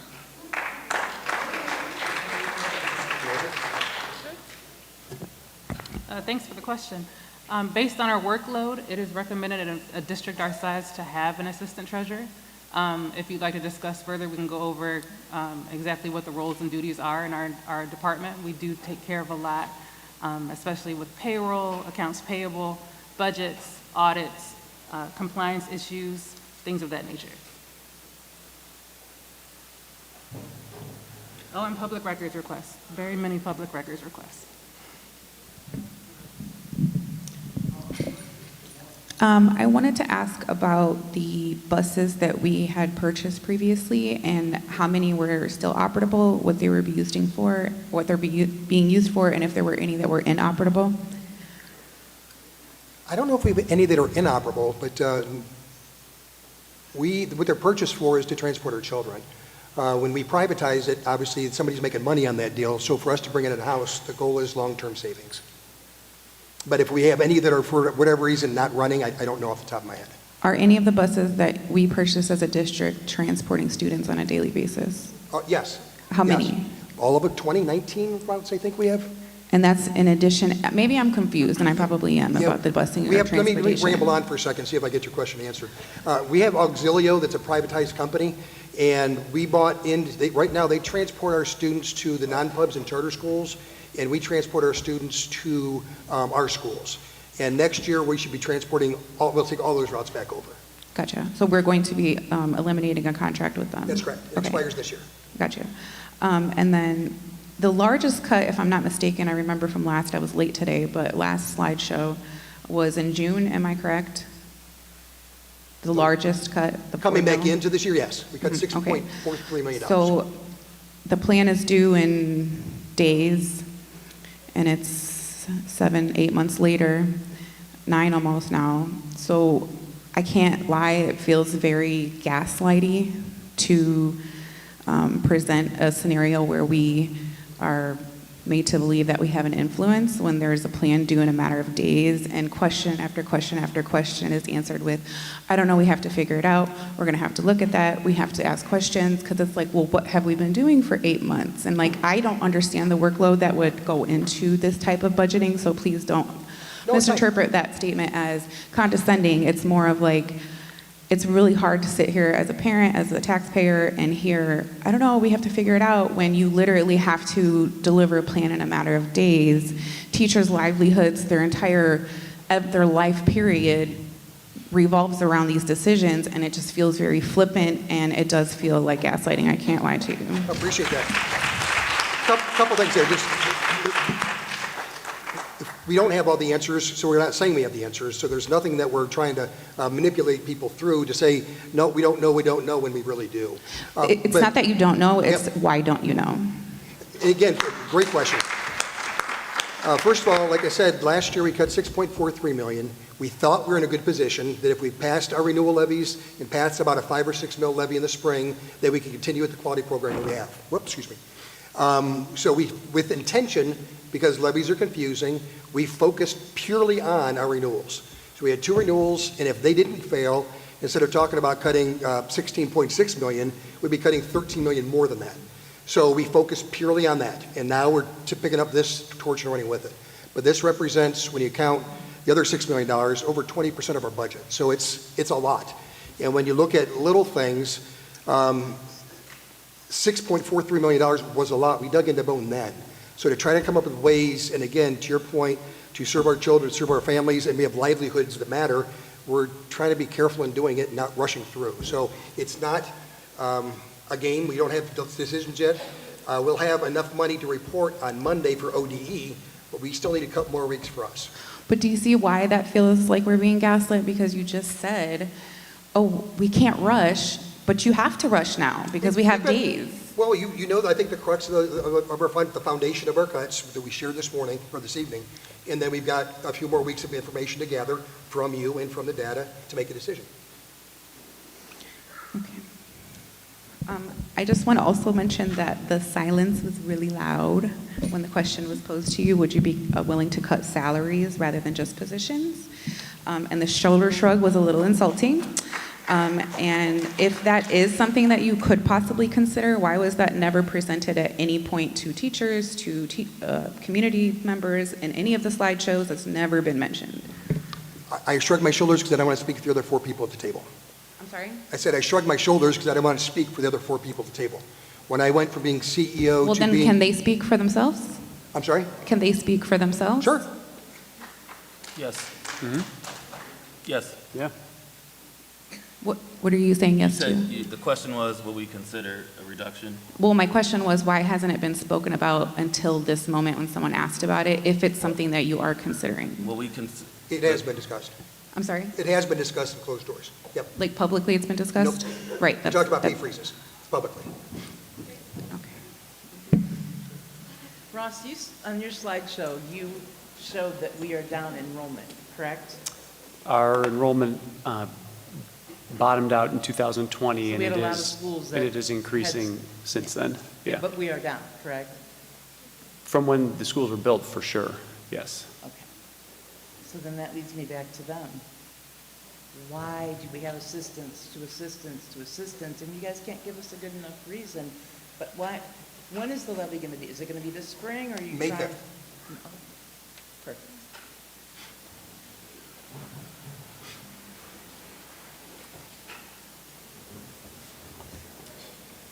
All right. I think, and correct me if I'm wrong, folks, I think the issue that we're all having regarding transparency is just like all the schools he put up there, Toledo, Canton, Cleveland, Akron, all of them, they've all had to make cuts. They were all aware of this money being taken from them just like we were. However, when it comes to transparency, like she just said, we're on a deadline. We're still having discussions. Whereas Elyria put out their whole plan, what was getting cut, how much it was gonna cut them, on a certain day specifically, made it known, there it is. Canton has released their plan, Akron has released their plan. All these places have released their plan, and we're still just talking. And I think that's where everybody's getting frustrated, because we do have these teachers that don't know. We do have title people that don't know, and it's that uncertainty that isn't fair. We have teachers and families that are dealing with divorces, deaths in their family, children, preschool issues, even me myself. I have to deal with a preschool issue with my son. You guys aren't giving anyone the validation that we need to know what's happening moving forward. It's a bunch of, we have to talk about it. We still gotta look at the numbers. We can try this. We can present this to the state, but we can change it if we need to. That is not what everyone is looking for. We need to know what is happening, who's getting cut, what does that look like, how much is it, and what do we have left, because we need to know what we have to work with. If you're getting rid of our preschool teachers, they definitely need to figure out what they're doing, but even in our buildings, we gotta figure out what we're doing. What are we doing with these kids? You say we're probably not gonna go the paired route, but you still haven't said definitely, no, we're not doing the paired route. We need exact. Do you see what I'm saying? So, and you guys know I love you all, so I'm not trying to be mean or anything. But from listening in the previous meetings and even the meetings here, it's a lot of around the about, okay, possiblies, but nothing set in stone, nothing hard copy, nothing saying we are cutting 70 teachers, we are cutting 10 administrators. Like, there's no exact with an exact number, and I think that's where everyone is getting frustrated with the lack of transparency, even though you're saying you're being transparent. Understood. Does that make sense? A little bit?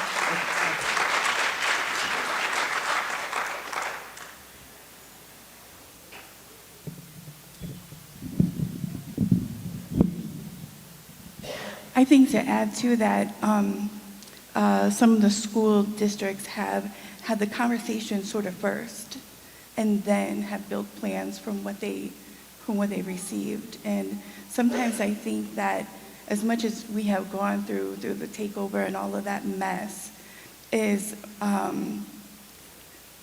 trust. And I think even when you put your best foot forward and you think, I'm doing this and I'm trying to be transparent and all of those things, that sometimes people here are still a little bruised. And then when, something like this happens and it is down to the last minute, I think it really, really harms people.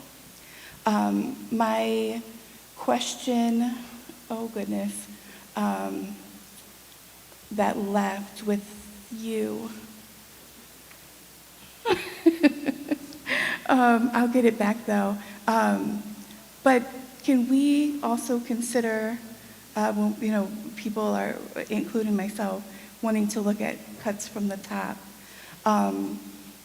I have had private conversations, but publicly, can I ask, and it wasn't because of his comment today, but can we consider cutting like some of the directors of things, like the director of safety? We have a lot of people that I see here in this room all the time, whether it's Ms. Ransom, Smalls, Q, Young, you know, people that are all around here. We see these people all the time. They're at games, they're at events, they're volunteering for things where, you know, they're not going to get paid for. And some of them, thank you guys, are prom to dawn, which is until 2 o'clock in the morning. Can we consider, and I know you probably don't want to answer that publicly, that's something you need to talk about, but I guess I'm asking for you to consider that. Looking at people who are not face-to-face with students every day, I know that you have a lot of important work to do. Bills have to be paid, contracts have to be made, all of those things, but really look at more people who are not in the faces of our kids every day. Thank you. Oh, look at this moment. It's the Carissa here. Huh? Carissa? Yeah. She might get a little mad. I just want to say, I hear a lot of these people talking about the cuts at the top. I'm just going to say that a starting social worker with 6 years education, give or take, depending on how long you take, and we take a little break or not, is about 60 grand. I see a lot of triple-digit salaries in this school district. Not just you, I see it in the county and the city as well. You know, you can live off 60 grand a year. Like, I just don't understand why you need $90,000 to do, again, a communication job that I could have done for you for 10 bucks.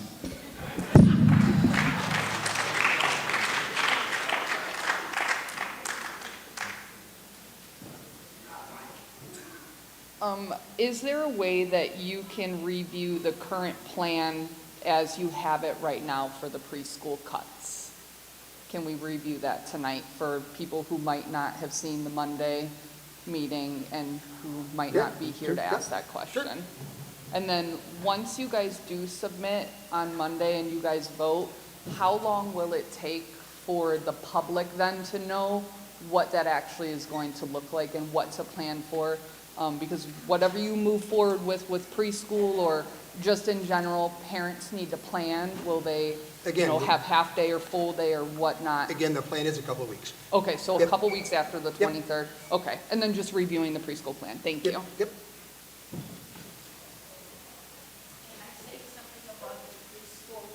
Please. My grandson was in preschool for 2 years. He was born a pre. He weighed 2 pounds, 15 ounces. Sorry. Okay, my grandson was born a preemie. If it wasn't for the preschool, he wouldn't have made it for kindergarten, because he was in preschool for 2 years, and they dealt with him. They made his IEP. If it is not for the IEP, he still has problems in school. And I want to thank the teachers and everybody that's here helping him, because if it wasn't for the preschool, he wouldn't have made it. Thank you. Thank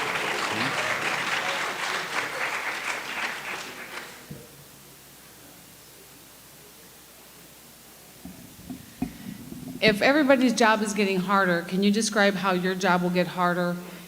What additional responsibilities will you take on as a superintendent?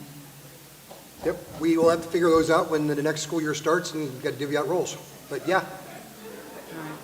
Again, at the end of the day, the work needs done.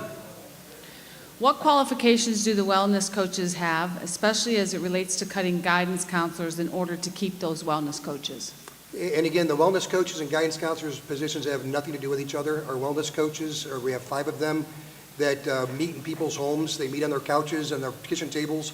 to help get the children and the families the supports that those families need. Well, those are the same thing that the teachers do, and the parapros do, and lots of other people, principals and assistant principals. I don't think those folks make a lot of home visits. This is all these people do. Work with make our home visits.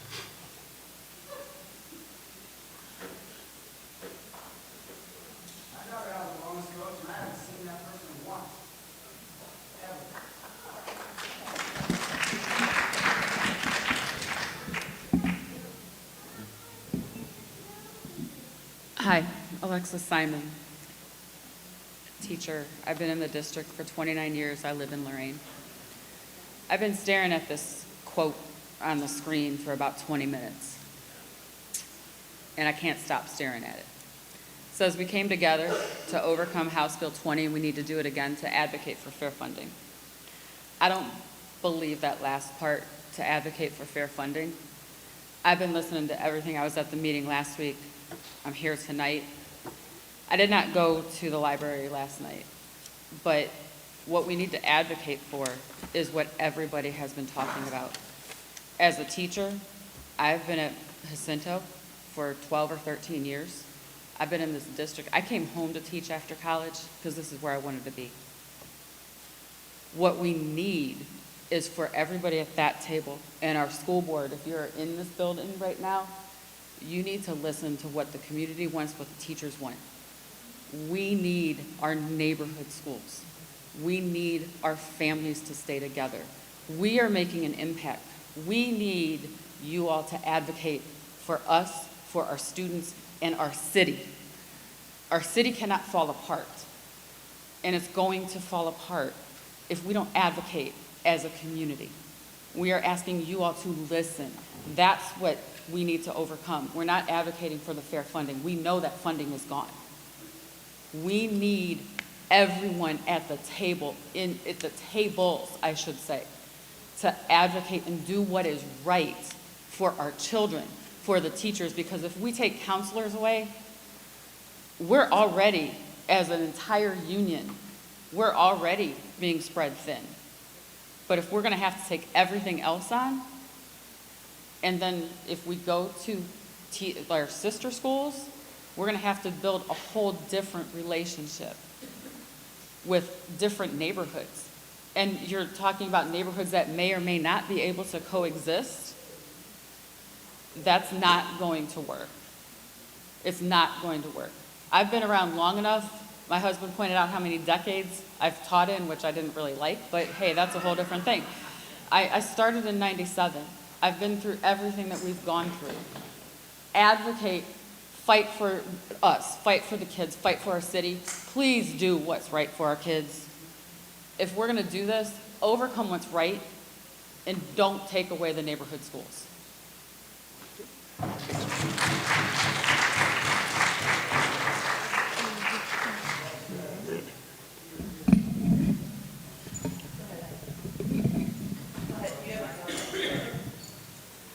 Hi, my name is Clayton Larson. I teach a 3rd grade through 5th grade self-contained classroom at Frank Jacinto. And when I was student teaching here, I was blessed enough to be placed in a SPED preschool classroom. And there were 4 adults in that classroom, 2 paras, the teacher, and myself learning on the job. And even with 4 of us, it felt like we didn't have enough eyes to see everything, to watch and make sure everybody's safe. We didn't have enough hands sometimes to get everything done. And if we switch to this plan in this school, you are cutting everybody down at the knees. You're getting rid of the staff and doubling the caseload, and it's not fair to the students. It's not fair to the staff, and we have spoken about the quality of the preschool education that is given right now. And if we move forward with this, that quality is not sustainable. It's not good for the students, it's not good for the staff, and we're not going to be able to keep the quality people that we have now if we drive them into the ground with this plan. On top of that, these neighborhood schools are placed in the community so that everybody can be a part of it. The schools are not just buildings placed in the community, it's part of the community. Every day I watch 5th graders walk their preschool brother or sister to their classroom, make sure they have their breakfast and get them ready for the day. And if you take that away, they're losing their community, their brother that they know is there to keep them safe at school. I teach about regulation, I teach math and reading, but more importantly than that, I teach accountability and leadership and how to be a polite gentleman and a lady. And part of that is using the family in the building. I have a 5th grade student who has multiple siblings in the building, and we lean on that, we build on that, because those are your safe people. Those are people you're comfortable with, and that's great teaching moments. And if we rip everybody apart, it's devastating to the community, it's devastating to the adults and the children, and we can't do our job as effectively if we're all split up from each other. Thanks, Wayne. You know, listening to all these teachers talk, it breaks my heart. I'm still not voting for a levy. I'm still going to, and I apologize to the teachers for that. But I'm curious, how many of you live in the city of Lorain? Is there a percentage of you guys, teachers, like how many actually live? Do we have a percentage? Do we have a number? How many? Because while my heart breaks for them, and the only thing that I like about our city schools is our teachers. My kids wouldn't be where they are today without some of the people that, and Mr. Scott, without some of the people in their life, they would not be where they are today. You guys have failed so many people. I can't say it enough. What are you going to do? Like, what are you guys going to do? We're talking about the But plan you're right now. you're not, but like they've said, you're not giving us any answers. Like, do you have something off the top of your head? As I mentioned before. Do you feel sorry for what you've done to us, all of you? Like, is there a sense of remorse? As I mentioned beforehand, our goal is to come and listen to make decisions. If we had all the decisions made, we wouldn't need to listen right now. I feel like we're the only school district that doesn't have a plan yet. Everybody's coming out with plans, and how dare you throw all those other schools up there? How dare you? Let's worry about us. Let's worry about us. Like, you've got a lot to figure out.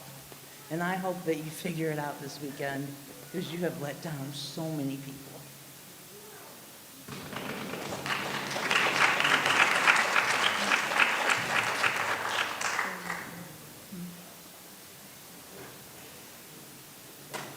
It's me again.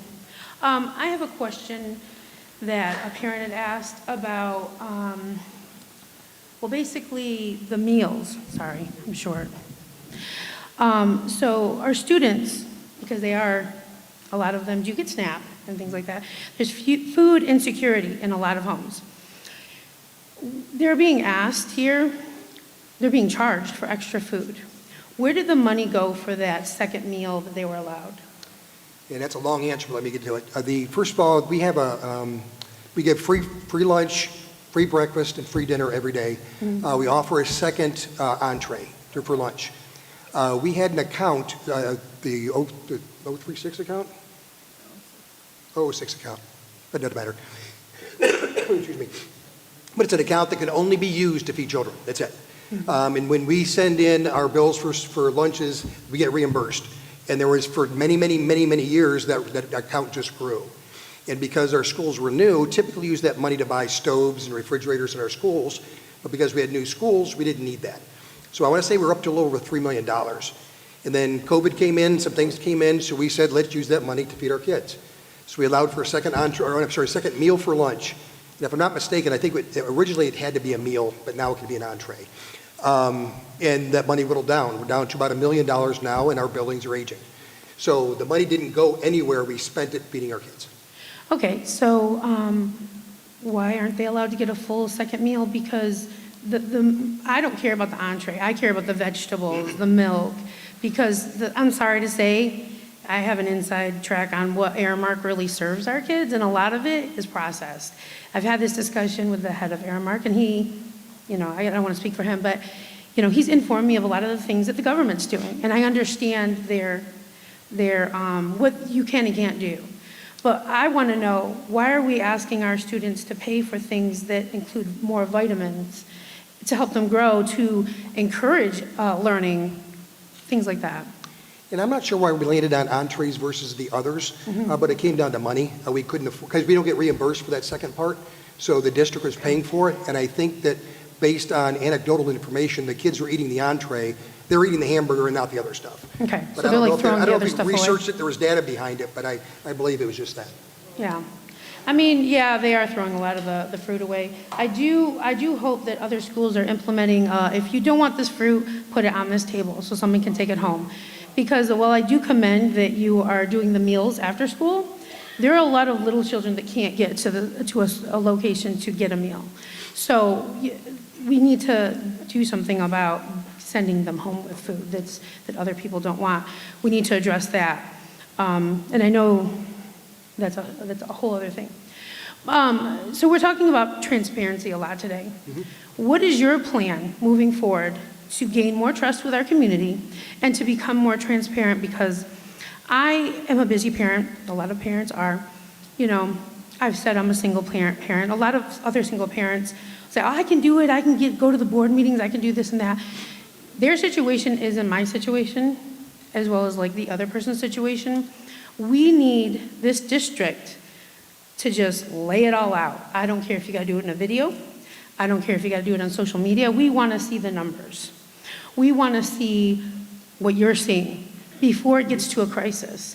We wanna hear, we need your help, parents. We need to avoid this upcoming crisis. We just learned of this.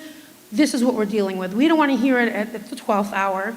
Hey, you know, we're gonna do this, and then everybody's in an uproar. There's, you know, we can't live like this. You know, we've got enough chaos. We don't need it from the people that we are supposed to trust with our kids.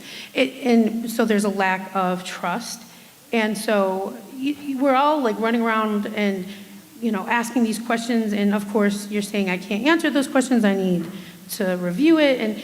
And I can respect that. But I don't go to a test without studying.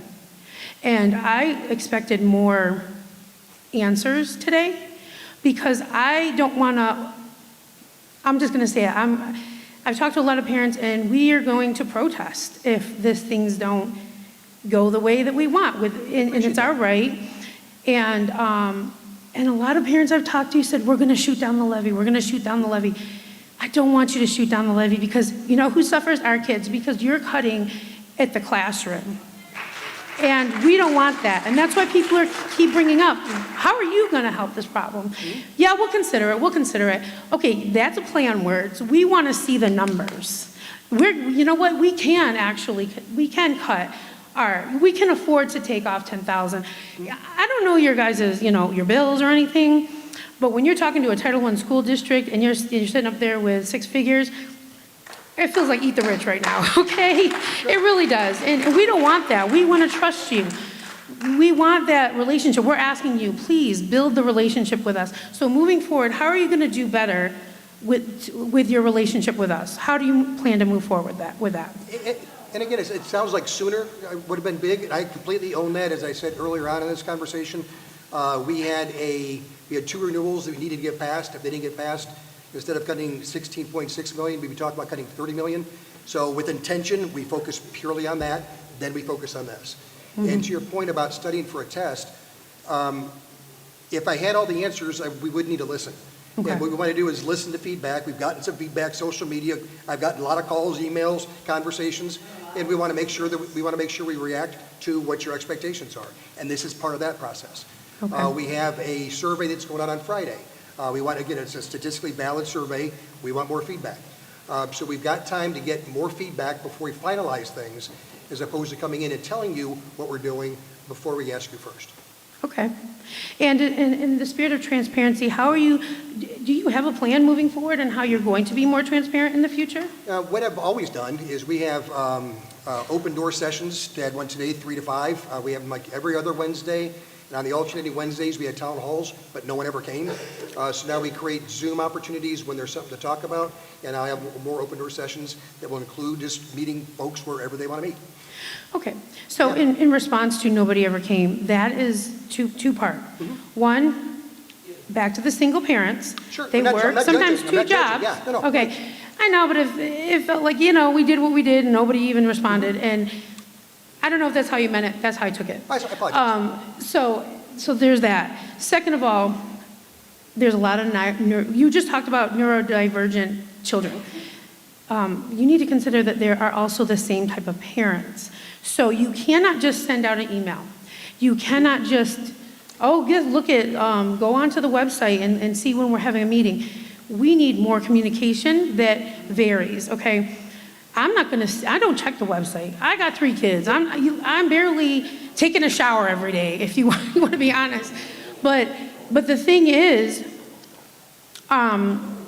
we need, you do your videos and, you're propping up the district and we love that. We need more of those videos of like, hey, this is what's going on in the district, like State of the Union type of deal.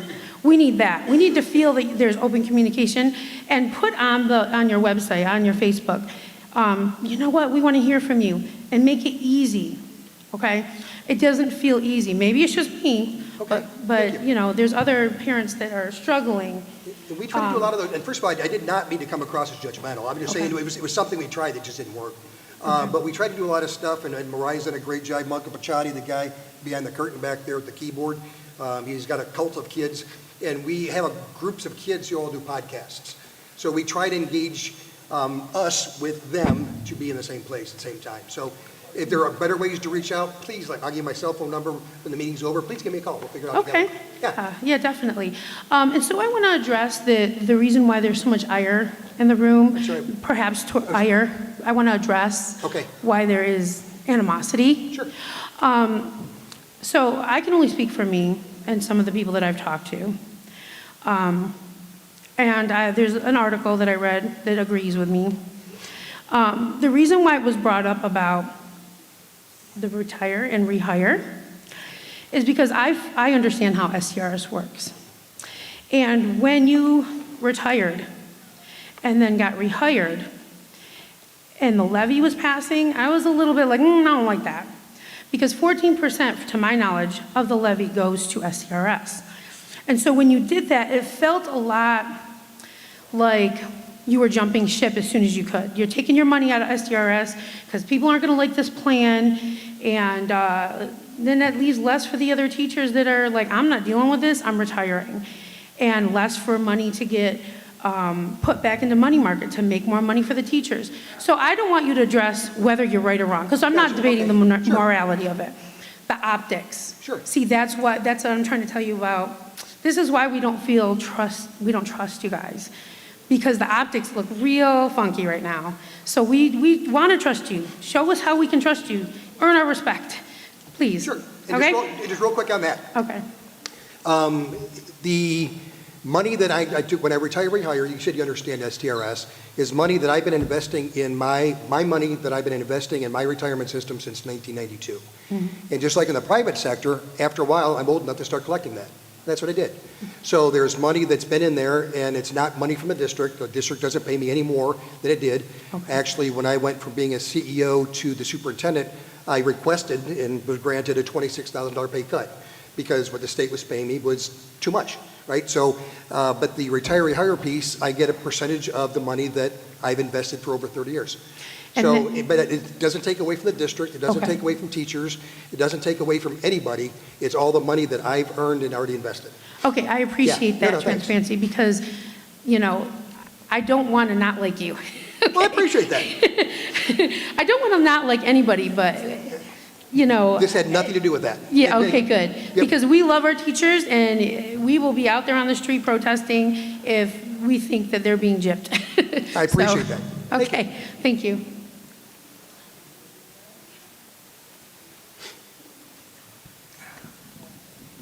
Good evening.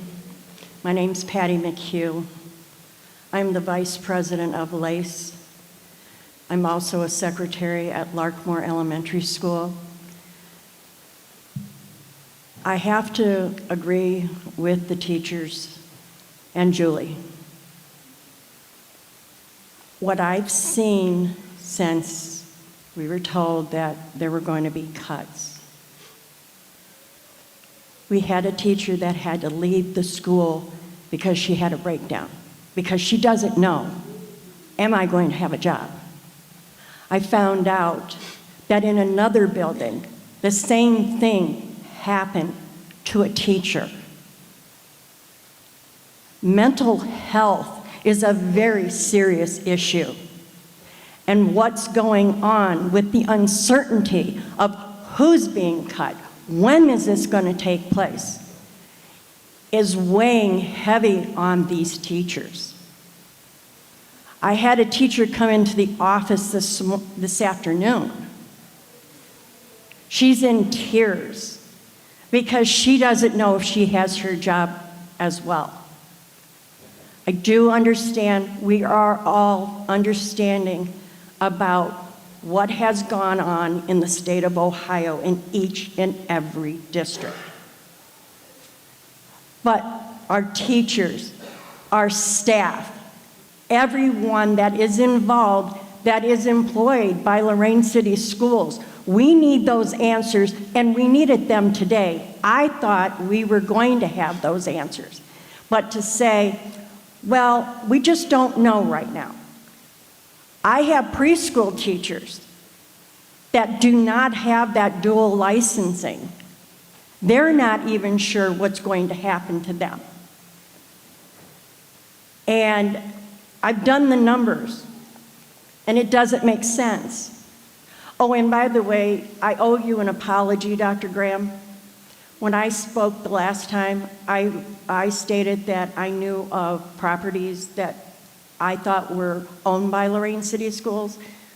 I was corrected, and I will admit when I was wrong. However, Southview High School property, we do own. That's correct. So don't put the $2.5 million in the dilapidated health department, build a new building over there because it would be less cheaper, and you don't have to put that money in because you're going to have the EPA come in to say, yes, you can start building in this building because it's not safe for anybody. That building was falling apart 20 years ago. I went in and I could see all the stuff that was going wrong with that building. So just reconsider. If you're going to try to prevent unnecessary spending, please listen to these parents. Please listen to the teachers and every union in this district. Thank you. Thanks, Pat. And again, for everyone out there, if people came here expecting answers, I tried to share that at the beginning of the meeting. We tried to share it when we advertised for the meeting. The purpose of this meeting was to share stuff, but also listen to stuff. And if we already had all of our decisions made, the listening part doesn't make a lot of sense. So I apologize for that confusion. I'll own it. I think just for the young lady that was speaking before this last one, I think she read my article. My bigger question on that wasn't about whether you earned the money, because you did. My bigger question was, how did you take into account the fact that it was never meant to be a retire, rehire, a one-day thing, and it was never meant to be back into the exact same position you were in before. When you retire, you're meant to retire and stay retired, not come back and collect a full check in the exact same position you were getting before, $26,000 less or not. It was meant for you to maybe come back maybe you come back as the assistant in a year, but not as the same role in a weekend. That was the point of the article. Just to her point, I never questioned whether or not you earned the money. You absolutely did earn the money, and you should have gotten your full retirement. So just for clarity's sake.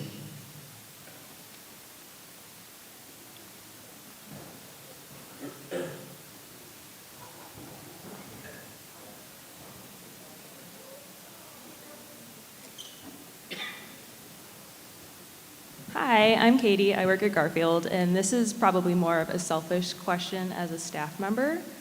I feel like we come here and we're talking about transparency, and you want us to be unified and do all these things, but I feel like there's no solid information, which I know you've heard a lot of.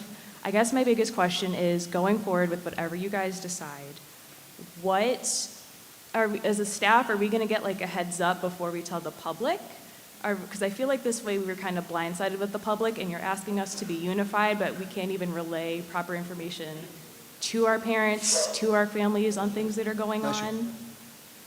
So what is our plan moving forward? Because we talk about getting emails, we're talking about doing convocations, and we do all these things, but I feel like when it actually comes down to it, when we're in the final moment, it kind of feels like a Lorain City Schools thing, and I say this as a former student. we talk a really big game until it's crunch time, and then we drop the ball on communication, and then it's nothing but damage control. I'm sorry to feel that way. Good.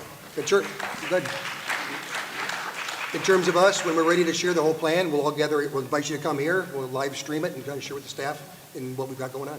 So we're going to do it at the same time as we're revealing it to the public? Is that what I'm We're understanding? going to reveal it to you, and then we'll reveal it to the public. That's correct. Okay, thank you. Guess it would be live streaming. Yeah, thank you.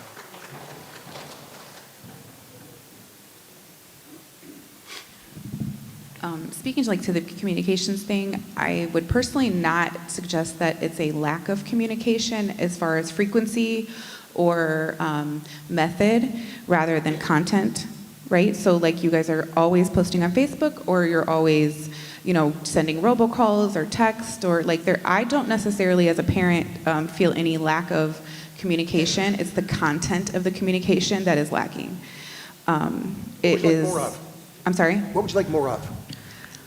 Real, raw information because again, I haven't been able to follow along very closely, so please forgive me if I sound ignorant to this matter, but we've talked about and accounted for up to $7 million in cuts that were completely out of our control, but then there's another $11 million that was, whoops, I don't really know. Shouldn't I know? Or I don't know, you know what I mean? I feel like we've had enough conversations that I would have figured that out by now. That was on my first list of questions. So, okay, anyway, and then I know there was a bus outfitted for food transportation or delivery, and then a bus outfitted for medical transportation for students. Are those being utilized still? They're not for transportation. Actually, the one is, it's a medical bus, so it's like a clinic that we're going to use. Right, I don't want to mince words. I don't mean student transportation. I'm asking, are those two vehicles being used? Yes, but not to the degree they should be and will be. Okay, and so is there plans to sell them, or? We're expanding that to CET. Right now, we rent the one out. CTE and our food bus, we had it, and the rules at ODE changed and how we could feed our children. Somebody earlier asked the question about feeding dinner in different ways in different places. And during COVID and right after COVID, we could feed them and they could leave. But then the rules changed. They had to eat it under our roof. So we did it with one set of rules, and now we have to implement with a different set of rules. So we're going to use them differently. But our career tech's going to take over the plan is to work with the career tech to work on the food bus. And then, so what will happen to the medical bus? Right now, especially if we repurpose Washington, that's where Quick Med will meet with people, meet with our children and their families. Quick Med is at Washington already currently? Okay. So we'll just start using it again, is what you're saying? We have a clinic built at Washington. They'll use this instead. The goal was for them to use it and expand. I see. But So it'll be a mobile, true mobile only? Yeah. Okay. Cleveland Clinic rents it to be a, for cancer, I think? Cancer awareness? Yeah. Cancer screening, I'm sorry. Gotcha. And then just one last comment. Tia, thank you for your answer earlier about the workload. I can, again, only imagine how overwhelming some of these scenarios can be, considering the weight that you have on your shoulders. But you made the comment that it is advised within a district our size to have two treasurers. And that's understandable, but I'm not sure we're in a position to do what's advised. I think we absolutely have to do what we can afford. And the money should be directed towards the people in front of the children and not to make it easier for an administration, if that makes sense. If teachers have to work under a dire circumstance, then I can only assume that the administration is going to work under an even more dire circumstance. So while I would be ideal to keep two treasurers, because, look at the mess we're in, so I'm not even going to necessarily suggest that that's one of the things we cut. But just to speak to that comment that, yeah, it's ideal, but can we afford it? Thank you.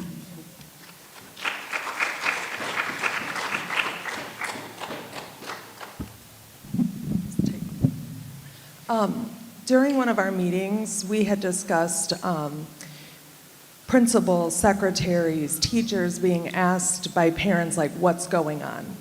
Will there be a script, once we've decided, to pass out to the teachers and the staff, so that way we are all on one page and the rumors and the disconnect, I guess is maybe the word I want to use, is the same? across the board. So that way, Mary's not saying this, Jamie's not saying that, just so it's straight across the board. And the plan, again, will be shared, but when you talk about 20% of our budget, that's a long script. So we'll do our best we can to make sure that we're all saying the same things.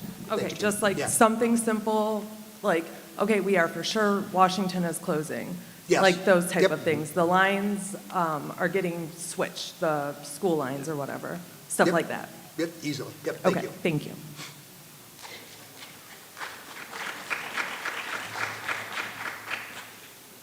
Hello, my name is Kelly Jackson, a very involved parent, very involved parent. My oldest is almost 24 years old. Fortunately, I got 3 of them out of here. Unfortunately, with this going on, I got another one. Last thing you guys need to do is cut the people who's involved with these kids, who makes a difference. We got too many assistants. How many people we need answering phones? I'm sorry if somebody got to do their job. I'm sorry. But the teachers, I'm not sure you guys know what goes on behind these closed doors. I do, because I was at mine when my kid misbehaved. I was sitting in class with him. These teachers already got their hands full. And to hear a comment is just going to have to be done. As a parent, I don't want to hear that. I don't. All these different assistants, their job's not important in our kids' education. And what I will say, Mr. Scott, you don't belong up here. You're too valuable to our kids. You make a difference in our kids. All these other folks who don't even touch our kids, don't even know our kids, they're not helping these kids.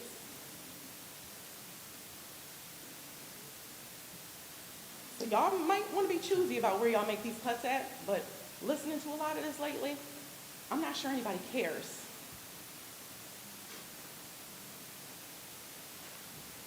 And that's sad for these kids and these parents.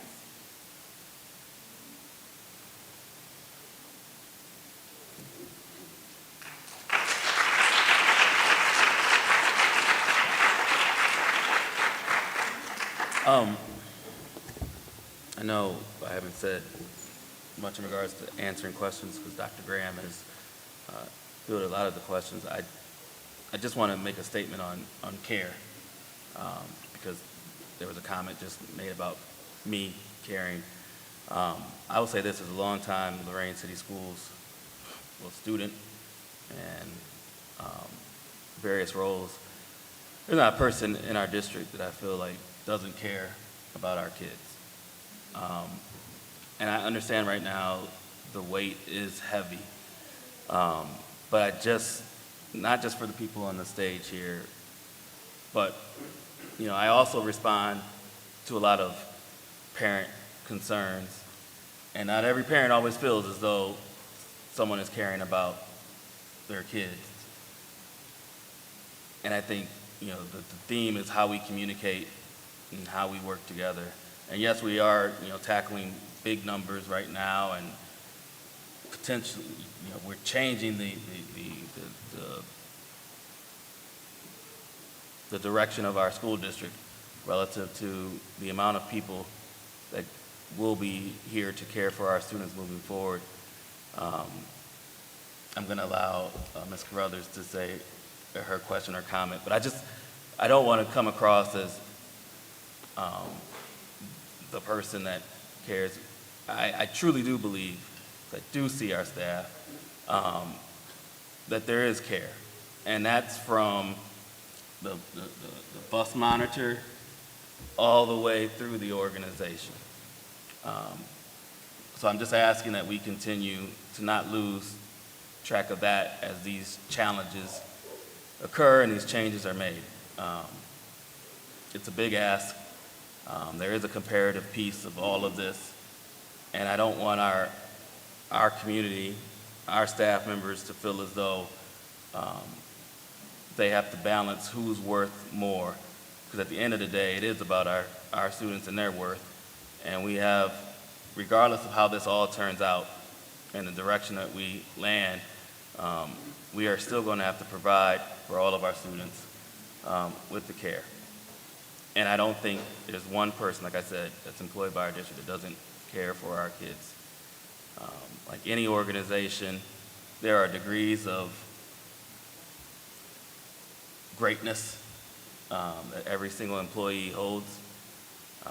Our job is to help coach and support, advocate for resources that was mentioned earlier.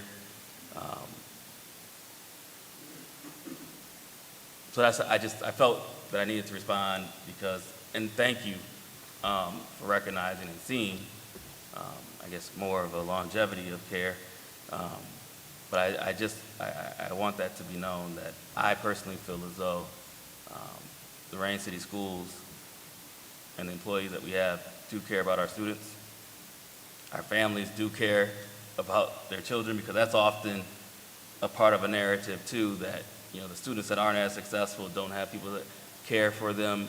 I think everybody has somebody that cares for them. There are barriers that get in the way of that care oftentimes. And it is our job as a community to try to remove those barriers.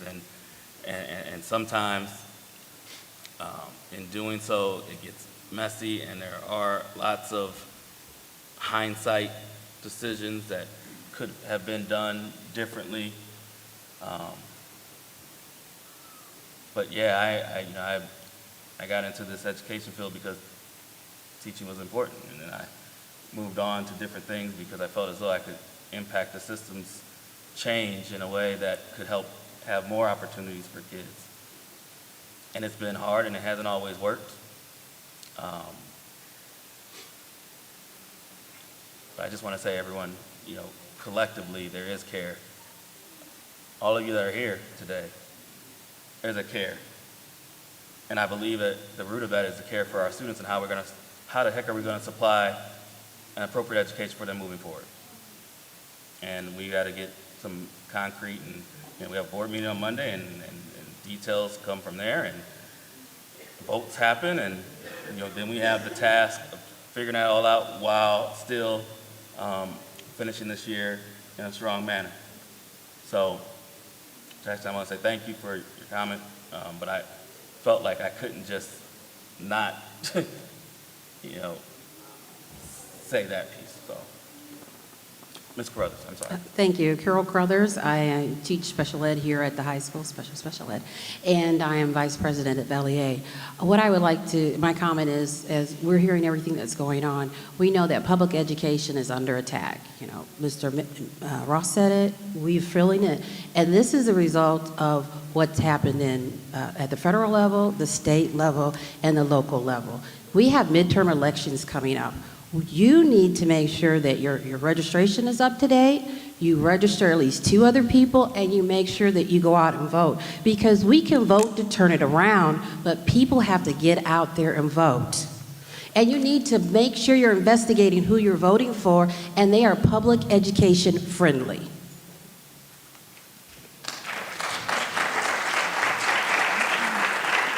I know you guys are ready to go home. I need to get something, I need to understand something. So we're discussing all the cuts possible and everything. Is that with the assumption that this levy's going to pass? No. No. Okay, that's with the assumption it's not going to pass. Right. Okay. Because that's what the state Well, requires. we can't assume Yeah. that the levy is going to pass. So we have to make. The state. I know yeah, that yeah. at the council meeting, when we rank last. We rank absolute last, and you blamed it on attendance, and I'm not blaming the teachers at all.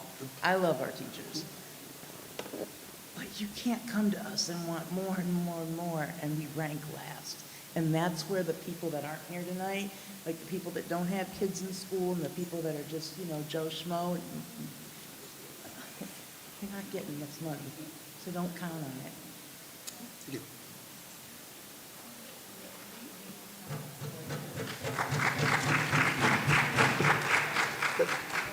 I do want to add, though, so for that one measure, our class of graduates in the spring, the class of 2025, is the highest graduation rate since 2009.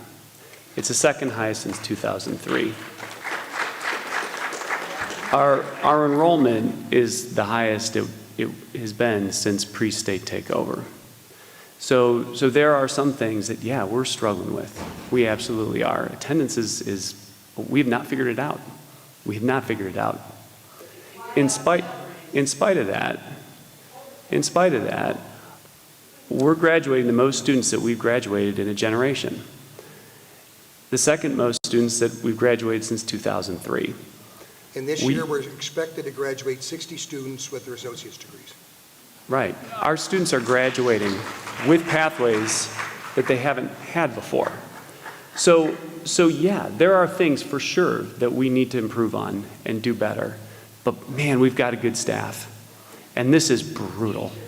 This is brutal. We do have good teachers, and we have excellent paraprofessionals, and we have excellent secretaries and excellent principals. We have excellent staff here. We have 2,000 students here at the high school.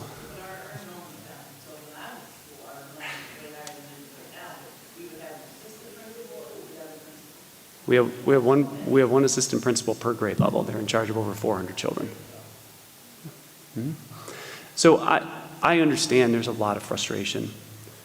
Fully understand that. And working with a team that has to make these decisions, it is incredibly challenging. And as we saw the news come in the summer with that first legislation from our state, and then from the federal level, and then again in October when our county commissioners kicked us again, knowing that we had renewal levies that we had to pass, or we would have been doomed. I mean, we literally would be talking about making $30 million in reductions here. So I empathize, absolutely empathize, and am incredibly grateful for the work that our teachers do day in, day out. At our board meeting Monday, we're going to have students, we're going to have them here. They have won multiple awards for their artwork. Some of the best in the area. We had 2 students get recognized statewide because of the work that our staff is doing, and they need to be commended for that. We're doing the absolute best we can to protect those who are as close to the students as possible.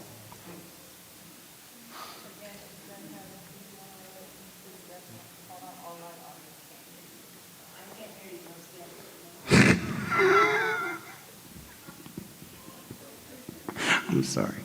To your point, if you, oh, sorry. Well, he paused for a real long time. I thought he was. I'm good. Yeah, go ahead. You sure? I don't want to upset Miss Ballard here. Okay. To your point, if we're doing so great and we have so many, more graduates, we have so many more students, then why are we talking about cutting back on the teachers? How are we going to maintain that rate if you chop off half your teacher staff or you're cutting your paras? We rely on those people more than we rely on you.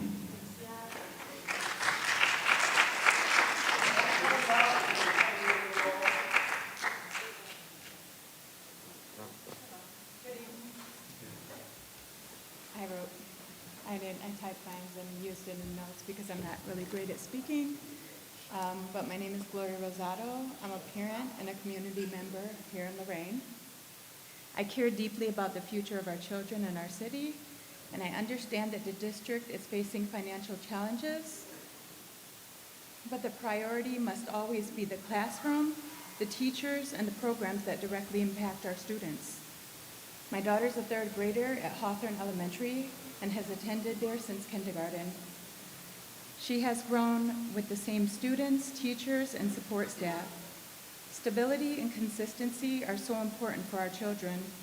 The possibility of school changes or consolidation is very concerning because transitions can be difficult and disruptive for many students. Many parents are worried about losing teachers, support staff, and essential programs. All we are asking for is transparency, clear communication, and collaboration. We want to partner with the district to be a part of the solution. We're not here to fight. We're here because we love our children and we want to protect their future. Our children are not just numbers in a budget. They're lives, futures, and God-given purpose. Please make decisions that reflect that.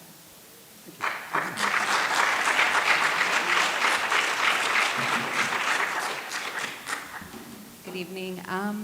I'm just curious now, since we do have all these budget cuts, would you guys be more open to parents volunteering whether, I know we have an issue with like reading literacy in the school.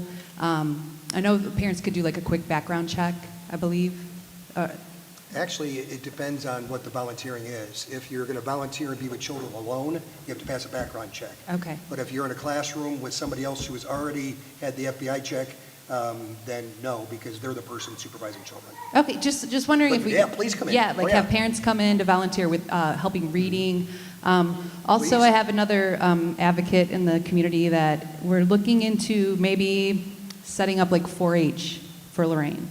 Would that be something you would work with us? Would love it, yes. Okay. We tried really hard to get a greenhouse for Career Tech, and we were talking about expanding our Career Tech program. That's exactly up the alley of what we'd love to have. So yes, please. Okay, because I know with like urban agriculture and everything that the city's moving forward with, we just figured we could get involved with that. And so do we just basically set up a meeting with you? See me afterwards, I'll give you my number. Okay, Yeah, please, thank you. Excuse me, I'm sorry.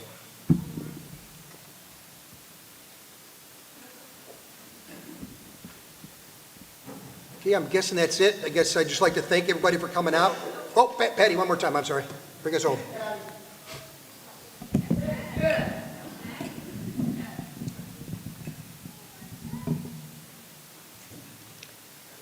All right. I don't know how many of you realize that the majority of our students, the only meals that they get is breakfast and lunch. Some of our students go home every day and on the weekends where they do not get dinner. They do not get breakfast, lunch, or dinner. This is a thing that is near and dear to my heart. I did a food drive in my building for Christmas break. My teachers were wonderful. Principals were wonderful. I had enough food to feed 4 families, which range from a family of 3 up to a family of 10. Thank you. I don't know who funded our backpack lunches, our meals, but when I started volunteering at Larkmore 12 years ago, every student got a backpack meal. The Children and Boys and Girls Club got backpack meals. Then it started to dwindle. Then all we seen was our kindergartners that got those meals. What I need to know is what I can do, or who do I need to reach out to implement the backpack meals for each and every student in this district. It breaks my heart knowing that there are children that can't have any extra meals at lunchtime because of all these cuts. But we've got to start looking. We recently at Larkmore opened up a food bank. It's called the Lark's Nest. And it's pretty sad when, as a secretary, I get a phone call asking me to justify why we need shelves that are sitting at the warehouse collecting dust. Why do I have to justify that? As to why? Because the person that sent out the email, of which I did see, about cutting these seconds, I told the person that I was talking to, go back to telling him the reason why we have a food bank is because he cut seconds for all our students in the district. We do not have the opportunity nor transportation to bring our students over to the high school because that's the only place that offers dinner. Why can't we have a satellite school to offer these dinners like where Larkmore sits, we have Longfellow. Yeah, we're working on that. Just to jump in real quick, Patty. We're working on that. Okay. Southview, we just opened up, and we're looking to Longfellow next. So Okay. we're working on that. I would really appreciate that, and if there's anything It's- that I can get on a committee No, I to be appreciate an it. advocate for our students, please let me know. Patty, I appreciate you. You Thank know how to very much. reach me? Right back at you. Yeah. You know where I live. All right, thank you. Appreciate it. Oh, I'm sorry. Hi, I'm Zoe Vargo. I'm the school counselor at Larkmore. I am in a group chat with the other 10 elementary counselors, and we have quite a few questions. The first is we all agree mental health is important, correct? Yes. And we preached at convocation this year how important it is. Yes. Okay. Then why are we not included on the elementary list of people? Because we're not sure whether or not we can afford to continue it the way we've been continuing it. We're not even counted in the staff that's already in the building, though. I don't Ross, know do you about mind going back to that page? And there are some staff groups who we don't. It's not just unique to counselors. Okay. Where can we find a job description of wellness coaches and what their qualifications are? From HR, shoot me an email to make sure you get one. Okay. How can we justify cutting the one individual in the elementary building daily that is trained in mental health when our kids are already have so much trauma? And let's be honest, we're going to be adding to that trauma with the changes that are happening next year.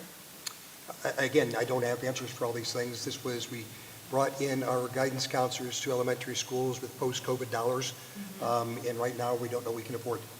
Do we value what's brought to the table? Yes. Can we pay for it? I don't know. Can I ask you if you know the difference between a guidance counselor and a school counselor? Yes, guidance counselors have, again, I was going to screw up the stuff, but I lean on AJ wherever she is back there, because there's so many initials that come after social workers' names and guidance counselors' names. Yeah. But what our guidance counselors can do is very similar, if not identical, to what our social workers can do in terms of providing counseling service.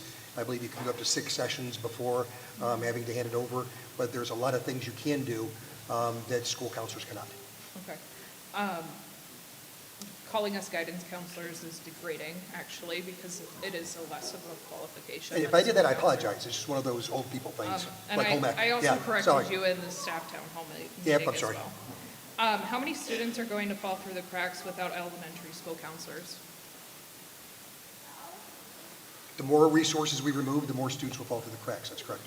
How many bullying incidents will go unresolved with overwhelmed teachers and admin? Same answer. How many students with anxiety or suicide ideation will be overlooked? Same answer. How many kids will develop unhealthy coping skills? Same answer. More kids than if we had more supports. Okay.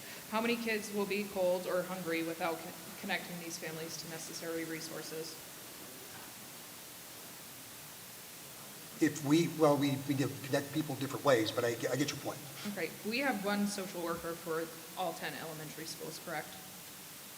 Primarily, yes. Okay, I have not met her this school year. She hasn't been in our building. No disrespect to her, I know she's super busy, but she's not in our building. Our wellness coaches are also not often in our building. Sorry, they're texting me as I'm speaking. What about the foundational skills focusing on prevention and continuum of care and support for the students which continue to grow where 607 means jack? Sorry. I'm just reading off of exactly what they're saying. We are able to uniquely focus on prevention and supporting staff by ensuring so many other needs are met that they can do their best in teaching. I personally took a teacher to the doctor's office this week for having a full-blown panic attack in my office before she even walked into her classroom. The nurse also had to go with me. I drove her car. Mind you, she also had a flat that day, and our janitor changed that flat for her. It's very concerning that we're preaching how important mental health is, and you are going to get rid of the single person in the building that is qualified with over 600 credit or 60 credit hours.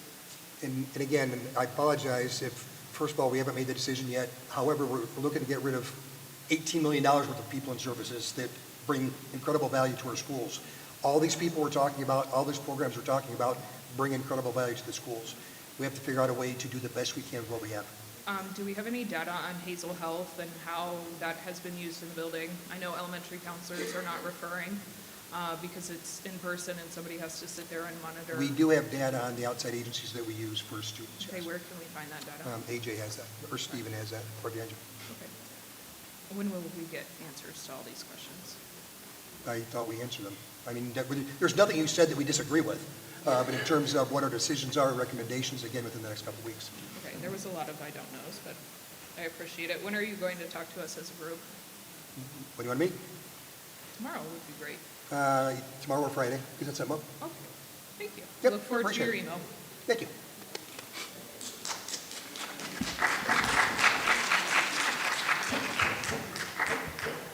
Hi, my name is LaKoya Head. I am a product of Lorain City Schools. And so we say transparency, accountability, good stewardship, morals, integrity. These are not just words. Yet you continue to repeat the word transparency, while many of us see very little of it in action. They aren't standards, and right now I truly don't feel that they reflect what those of you in the top leadership are modeling. Again, I was a product of Lorain City Schools. I sat in these classrooms. Now I stand here as a staff member, but who knows for how long, because speaking out is frowned upon, and that alone speaks a lot.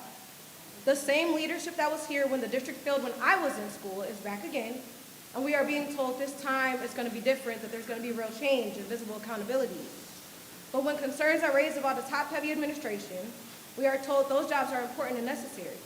You tell us that the superintendents will have to take on more work, yet when counselors and support staff are cut, teachers are told they'll just have to do more and get it done. That sounds like the jobs in the top office are being treated as more important than the people who serve students every single day. That's not good stewardship. And that's not integrity. Our students deserve leadership that prioritizes classrooms over titles and children over positions. Right now, that's not what we're seeing. I came back to Lorain City Schools. I had offers from a million different places, but I wanted to come back to the community that I came from because I wanted to see us succeed. But if we continue doing the same things for personal gain, I don't know how we're going to do that.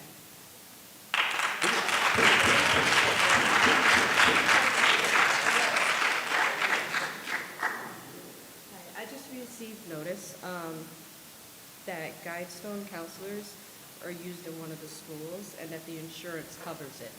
So before you guys go cutting counselors, if it's already being implemented, then counselors are off the table as far as negotiations because you guys can. We have a lot of third-party Yeah. counseling. Yes, they're one of them. Yes, So- that's correct.